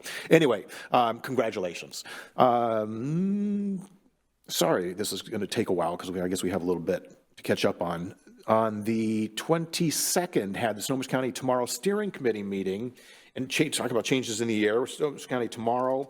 I mean, we did have some great reports, a lot of great information. As I've shared before, they are looking at, they're exploring how to expand to better serve cities, working together with the county in any number of different ways. And we're been appointed to an exploratory committee that will meet on Monday morning, first meeting, but obviously the executive committee has been very involved and engaged in this discussion with the steering committee as well. And part of what we're doing is just looking at, making sure that we are all updated and getting as much information as we can on a variety of different topics. This last meeting was about the legislative session and an update on what's going on there, a recap of the General Assembly from back in December, and kind of, again, giving more definition, kind of officially creating and providing more official definition on the exploratory committee that's going to start looking at making it official what kind of role Snohomish County Tomorrow is going to be playing. Okay, so then the next day had the Puget Sound Regional Council Operations Committee meeting and the Executive Board. Just wanted to share a couple. Again, it had a legislative update. I know we have been somewhat engaged as to the changes that are in the air at the federal level, but we're getting those updates and going to be continuing to get those updates regularly at Puget Sound Regional Council and the challenges that our region is going to be facing with the change in the air coming from the federal level. But we're keeping a very close eye on that and how that's going to affect our region. And we're also obviously very engaged in making sure we're aware of what's going on down in Olympia and the legislation that's happening in Olympia. And, there's a lot of growth management, land use, housing, et cetera, things, and transportation is going to be another interesting topic of conversation, as well as obviously the budget. But there will be more updates on that as we go along for what's going on in Olympia and how that's going to affect cities, and our city particularly. We have a couple of other things I wanted to just mention. I'll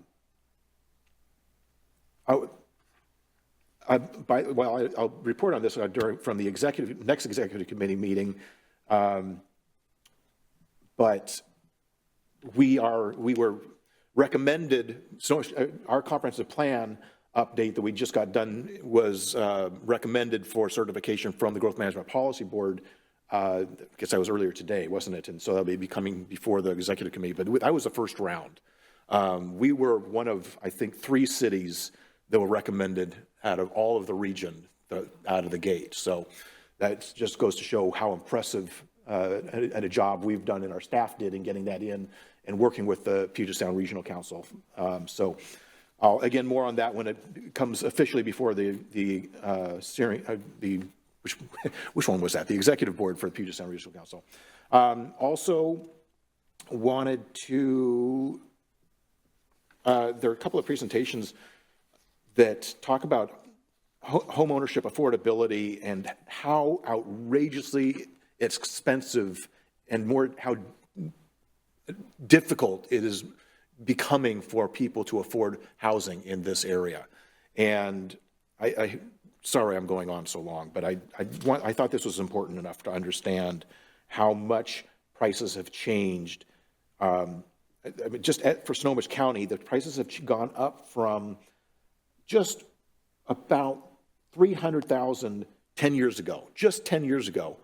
Prices in Snohomish County, and Mountlake Terrace is very similar to, I think, these numbers, $300,000 to today, $775,000 is the median prices of a home in Snohomish County. That is up, what, 121% in 10 years. There was a great article, by the way, I don't know if you saw it, in the Seattle Times today about housing real estate from the Real Estate Research Center, talking about why we're seeing those challenges. I thought a lot of great points were made. If you haven't seen that article, I encourage you to take a look at it. So home ownership is one challenge. Then there's also so what that means is income required to purchase a typically priced home has hit an all-time high. We are looking at income to be able to afford a home based on all the different factors is, I've got to figure these numbers out, but it's almost $200,000 for, here. So in other words, in 2015, anybody that earned $60,000, so mail carriers, bus mechanics, teachers, social workers, graphic designers, et cetera, could approximately 2 in 5 workers could afford to buy a home in 2015. Then it became $90,000 in 2020. So professors, skilled tradespeople, firefighters, dental hygienists, nurses, et cetera, 1 in 5 workers. Now it's 1 in 25 workers. So only doctors, lawyers, managers, finance, technology, and professionals are able to afford buying a home. And it's just ridiculously expensive. And I'm sure we'll have more on that later, but and then there's the rental market, which is also twice as expensive to buy than to rent, which is very different, placing greater pressure on an already heated rental market. So we're seeing it, in other words, because fewer people are able to buy a home, more people are having to rent, which means there's fewer opportunities to be able to find affordable rental apartments available. So we've just got huge, huge housing challenges in our region. We're as bad as about 5 cities in California and New York City. And then there's the Seattle market, which is right up there in the top 10 in the country, is most expensive, most difficult, and most challenging. So I guess I won't belabor that anymore at this point, because we did just adopt our comprehensive plan that addresses all of that. But that's why we needed to do what we did in the comprehensive plan update to help address some of those challenges we're seeing. Anyway, sorry. On the 27th, we had the South County collaboration meeting where we are exploring, you kind of heard a little bit about it in Jeff's last update on the RACER program and what South County Fire currently offers and what other potential opportunities there are to better serve our residents and those that are seeing challenges. And we're continuing the discussion on a number of other topics that I'm excited to be a part of that conversation about how we can work better together as cities in South County to more efficiently and effectively serve our residents. On the 29th, also attended the community conversation. I thought that was just a great program and the way they operate and do that. I'm excited to see the results as we move forward and hear back the feedback from each of those different sessions that are being held and what kind of feedback we're getting from our community. Like Councilmember Sommer reported on her table, but that was just one table out of, 7 tables on that night. And then how many community conversations have we had already? Like 3 or 4. We're continuing to have another couple more scheduled. There's just great feedback, great opportunity to hear from our residents about what we can be doing better as a city. So I'm looking forward to seeing those reports. Then let's see, I guess earlier today, did I get through all of that? Yeah, earlier today we had the mayor and I met with city manager to talk about the updates here in the city, and then we had our council meeting. I think that's all of it, thankfully. Sorry. Appreciate your indulging me for the report. All right, thank you. I'll do my report real fast. I have to go all the way back to the 4th of January myself with the West Africa fundraiser, which was, they really treat us like royalty. Really, really appreciate what they do and for their community. It's just so amazing. On the 8th, I attended the South County Mayor's Edmonds Lunch at Arnie's, and we had 5 mayors there at that one. And then on the 11th, and I'm just going to be real short on these. On the 11th, Councilmember Sonner was also there, went to the installation of the Nile Temple's potentate. First time I was ever invited, and I want to congratulate our new potentate, Dave Mercer. Thank you for inviting us. And on the 16th, I attended the Snohomish County Cities, and we voted for some good people to get into some committees here. And on the 17th, I just wanted to thank Laura Elhai for bringing the check that the community raised money for Mickey Schwald's bench. So we're going to have to now work on getting a new bench in her name. And on the 21st, I attended the the Zoom coffee with ESAC about the FIFA prep. And we really do need to prepare for that. That is going to be a big, big deal. And on the 22nd, I came to City Hall to listen to the city manager give his update to the whole staff. And on the 23rd, I'm on the Community Transit Board as an alternate, and even as an alternate, I had my one-on-one with the CEO,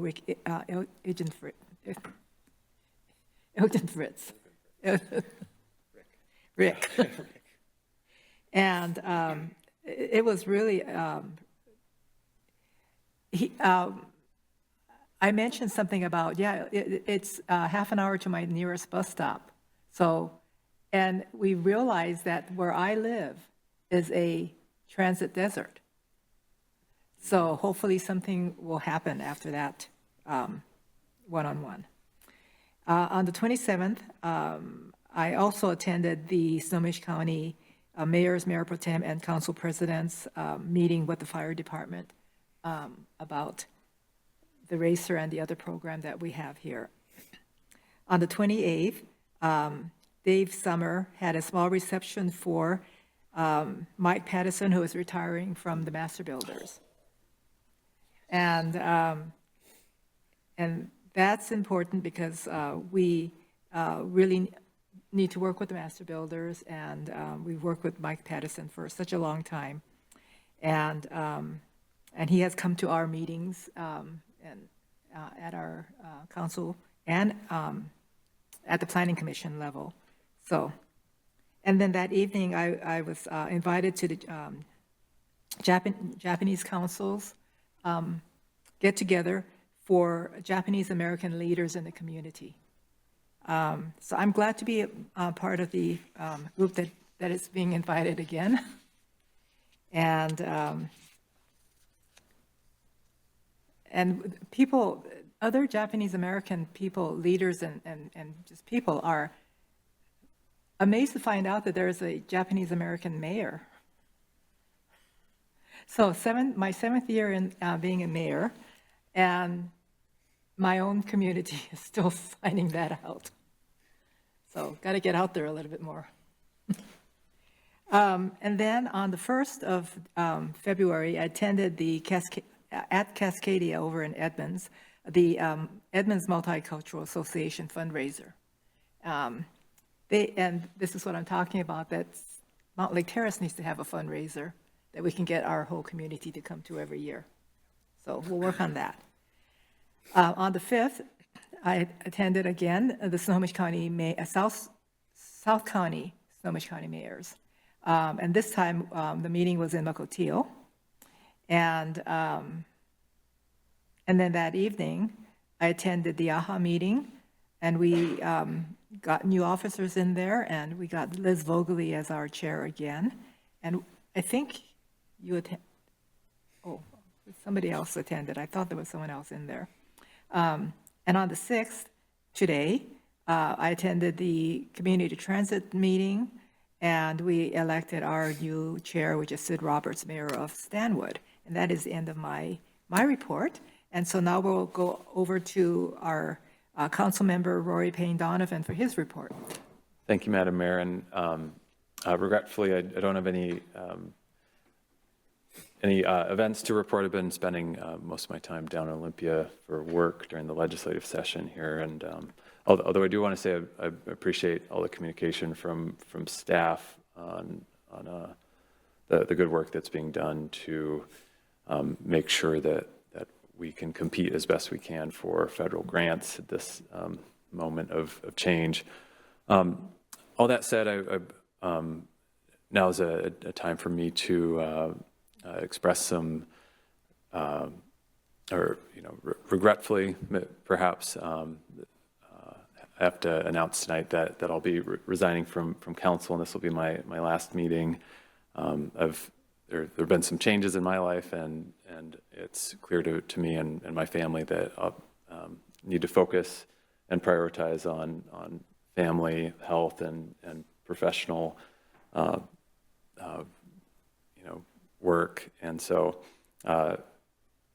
it's very bittersweet, to say the least, to make this announcement, but I feel it's the responsible thing to do, and I regret that I won't be completing the remainder of this term. It's been 2 short years, but I've loved the opportunity to be on council, and I've had the chance to run, but also want to thank this council for appointing me in the first place. Also want to express my deep appreciation to staff and to the community. I'm particularly really pleased to have been in this seat at a time when both community and staff, I think, have had a bit of a renaissance. And I could say more, but I really mean that. And it also gives me great hope that you'll have a great bench, a much increasingly deep bench of civic-minded folks who've had the opportunity to work in and around city government and have had the chance to learn about city government the last few years, especially coming out of the pandemic. And all of that activity and energy really gives me hope for the future here in Mountlake Terrace. So, I'll also, if you will indulge me, take a moment to sort of reflect on the last little bit over a decade that I've lived here in Mountlake Terrace, and opportunity that working on city issues has allowed me to sort of grow as a person and as a civic-minded community member. It seems like not that long ago that I was sitting in our old city hall talking about how we as a community could build what came to be this space. And I think that's a great example of how we can come together and before you know it, you've solved your problems and work together to achieve things that serve our collective needs as a community. And so for those and many other opportunities along the way, I've really valued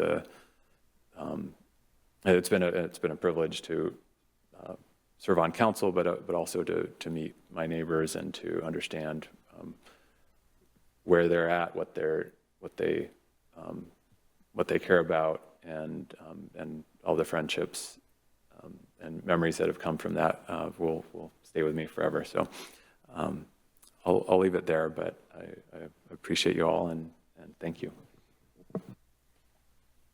Does anyone want to say anything? Councilmember Ryan? Thank you, Mayor. I'd like to thank Councilmember Rory Payne Donovan for his thoughtful comments and decisions he's come to have, and his cooperative manner he's had with the council here.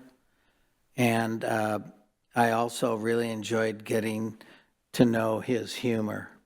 Thank you.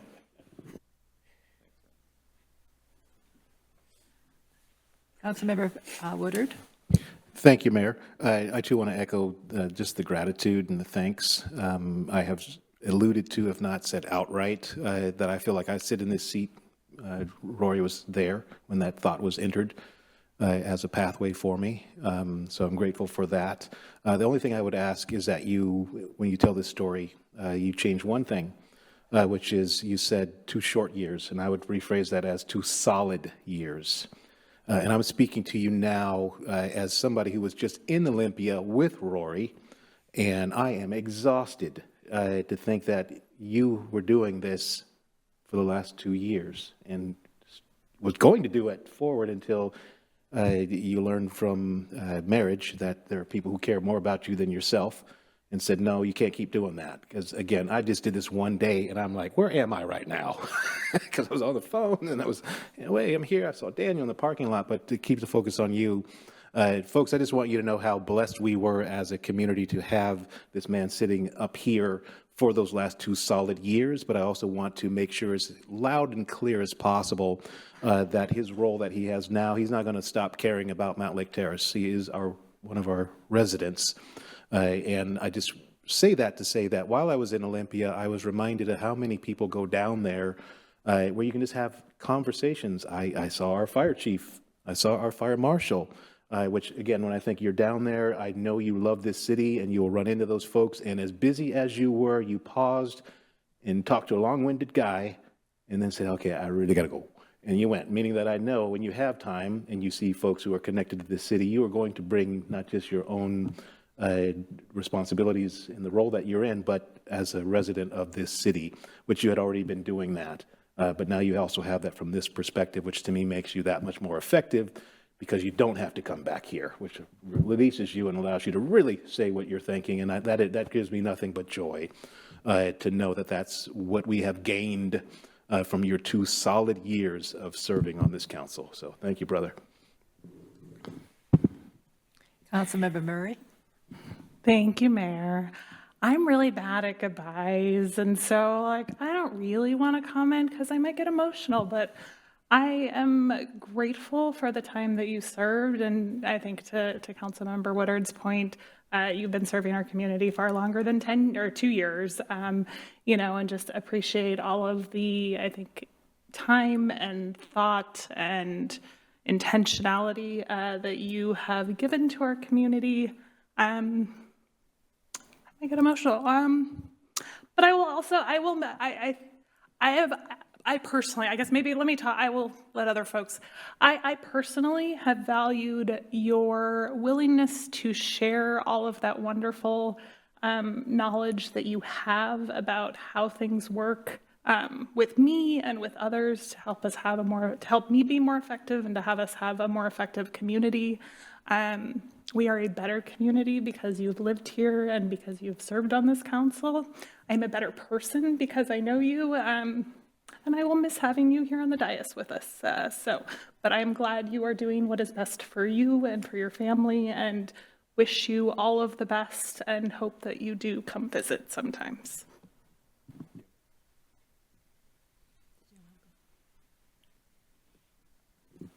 Okay. Mayor Pro Tem Wall. Thank you, Madam Mayor. Yeah, Rory, I'm going to miss you incredibly serving on the dais, but I know you're not going away.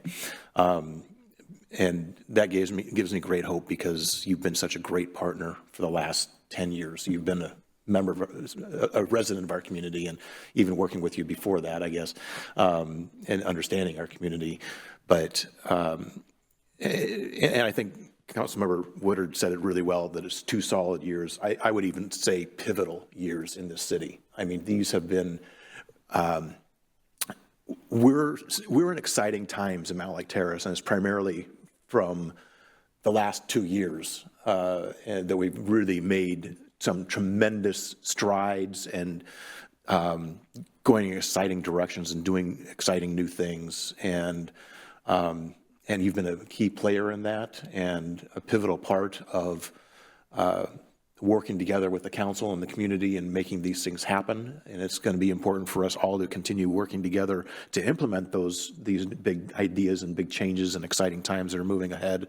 And I know that you'll continue to be a part of that, even though you won't be serving on the dais with us. And I'm going to miss that, but I know we're going to be seeing you and being in touch and continuing to work together to make this a better community. Thank you for everything you've done. Well, I don't know if I can talk, but, because, you know, well, really, I was so glad to get you on the council. And I know that you have your life to lead. And I know you're going to do well. And I know I'm going to see a lot of you, so it's not like it's goodbye. But I'm going to really miss you on the council. And probably will call for advice. Because I really need the advice of the younger people, too. I want to hear their voices, and you're the youngest one on our council. I was so proud to have a millennial. We've got another millennial. I know, but you were the youngest. No. The tallest and the youngest. Okay, so, pardon? All in the back. So anyways, so with that, I'll stop. And we have, we'll go on to the next. Well, I'll just say thank you, and you know, Councilmember Sonmar, I look forward to catching up with you as well. But I appreciate all the love and tenderness I'm getting tonight, and I won't be a stranger. Good. Now that we can have Laura talk. Oh, thank you.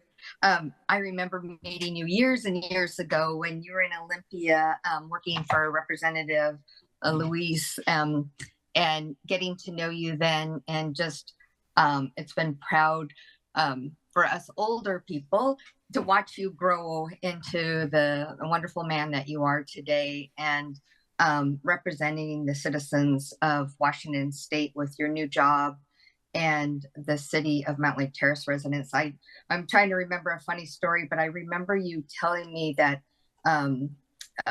people your age want to live in townhomes and smaller homes, and then when you got your home in Mountlake Terrace, I was so proud. And so I just wanted to say thank you. I'm like Aaron too. I hate goodbyes, but let's just say we'll leave it as we will be seeing you and catching up with you and hearing about all your new life adventures. So with that, I'm not going to say goodbye, but just to say thank you. Thanks, Laura, and not a goodbye. Absolutely, I agree.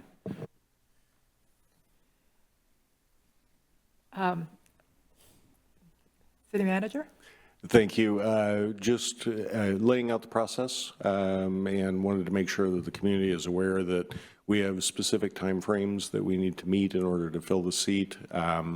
And we will be sending out specific information scheduled for Tuesday, the 11th, that will have all the dates and everything set up so people can know what the process is and is laid out for the council to make a selection to fill the now or soon to be empty seat.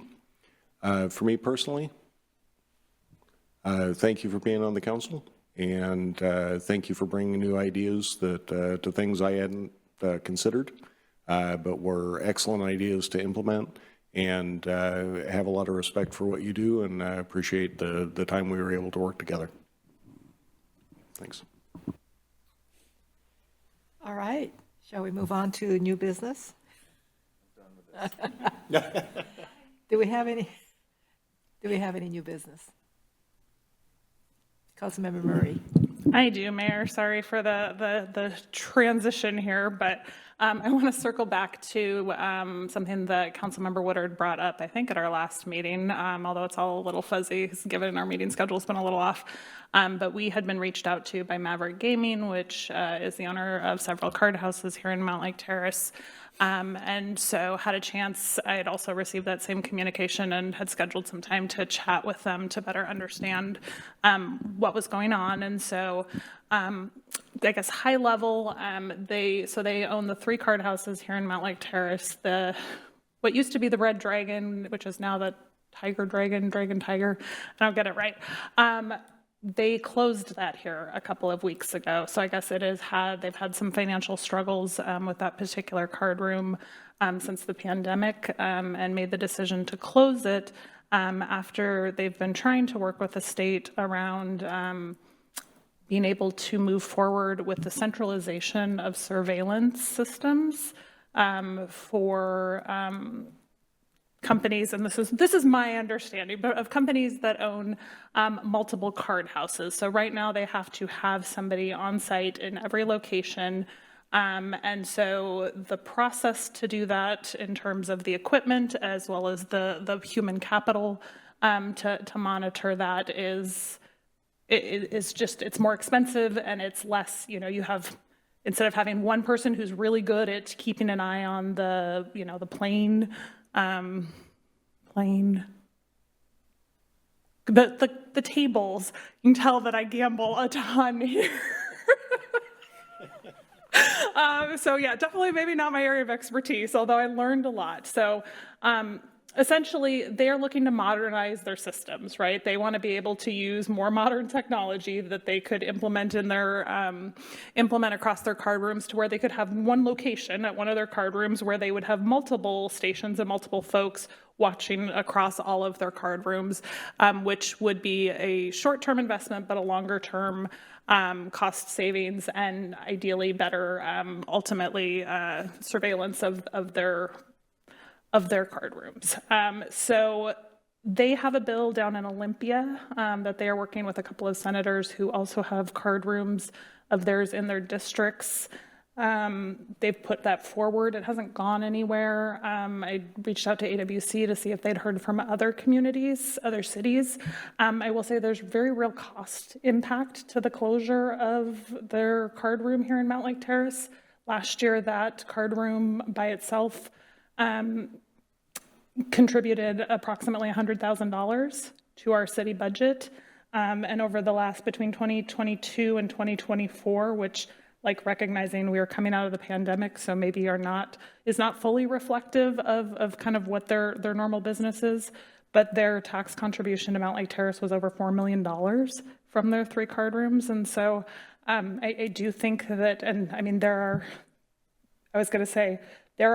looking at their numbers for other cities. We are not the only city that has their card rooms or other card rooms that contribute to our city budgets. So I learned all sorts of things about gambling revenue here over the last week or two. I guess the state does not levy taxes on gambling revenue, so they don't necessarily have a vested interest in, supporting these organizations, but cities and counties do have the opportunity to levy a tax, and we do here in Mountlake Terrace 10%. And so I guess really wanted to just share what that conversation yielded, because I know they had reached out to multiple folks here on the council, but also get thoughts about whether or not we wanted to reach out to some of the other cities that are impacted, and whether or not we wanted, our lobbyists down in Olympia to do some additional fact-finding and conversation on our behalf in support of the bill that has been proposed to allow the centralized use of those surveillance systems. So I'm happy to answer questions. I'm not sure how coherent that is at this point, but happy to answer questions and would love to get thoughts. Go ahead, Rory. Thank you, Madam Mayor. Glad we've taken this pivot, but thanks for the debrief, Councilmember, and I would be curious to know what, if there are other sort of fiscal weights besides this one particular sort of ask that they're making in terms of centralization of systems, but and not having seen their bill or sort of where it's at in the process, if we are going to do something to deploy our lobbyists in Olympia on this issue, the clock is ticking. If the bill hasn't been out of policy committee by February 21st, that's the deadline. And I'd say that it's even more pressing than that, because if it's not being heard by this next week, then its chances of moving are slim to nil. And so I would say there's like a 48-hour window, or certainly by like Monday, if we haven't figured out what our plan is, and if we're going to try to help this bill out or make a case to key legislators. That's kind of my perspective on it. Councilmember Ryan? Thank you, Mayor. On the same subject, I did get an email from them, and besides what we just heard, I also heard them complaining on unfair judgments made on their organization, and I'm sure that's they're trying to take it to the state for some legal matters or whatever. So we'll just hope the best, because that they have been a very good asset for our community, and especially for donating at least 3 times a year to the community with Christmas food, Thanksgiving, and back to school packages. And they do, I believe they own 9 casinos, which are mainly card games, because the state has a law they cannot have pinball machines. And so there's some other issues there. So I'm sure this is going to go on in legal battles. Thank you.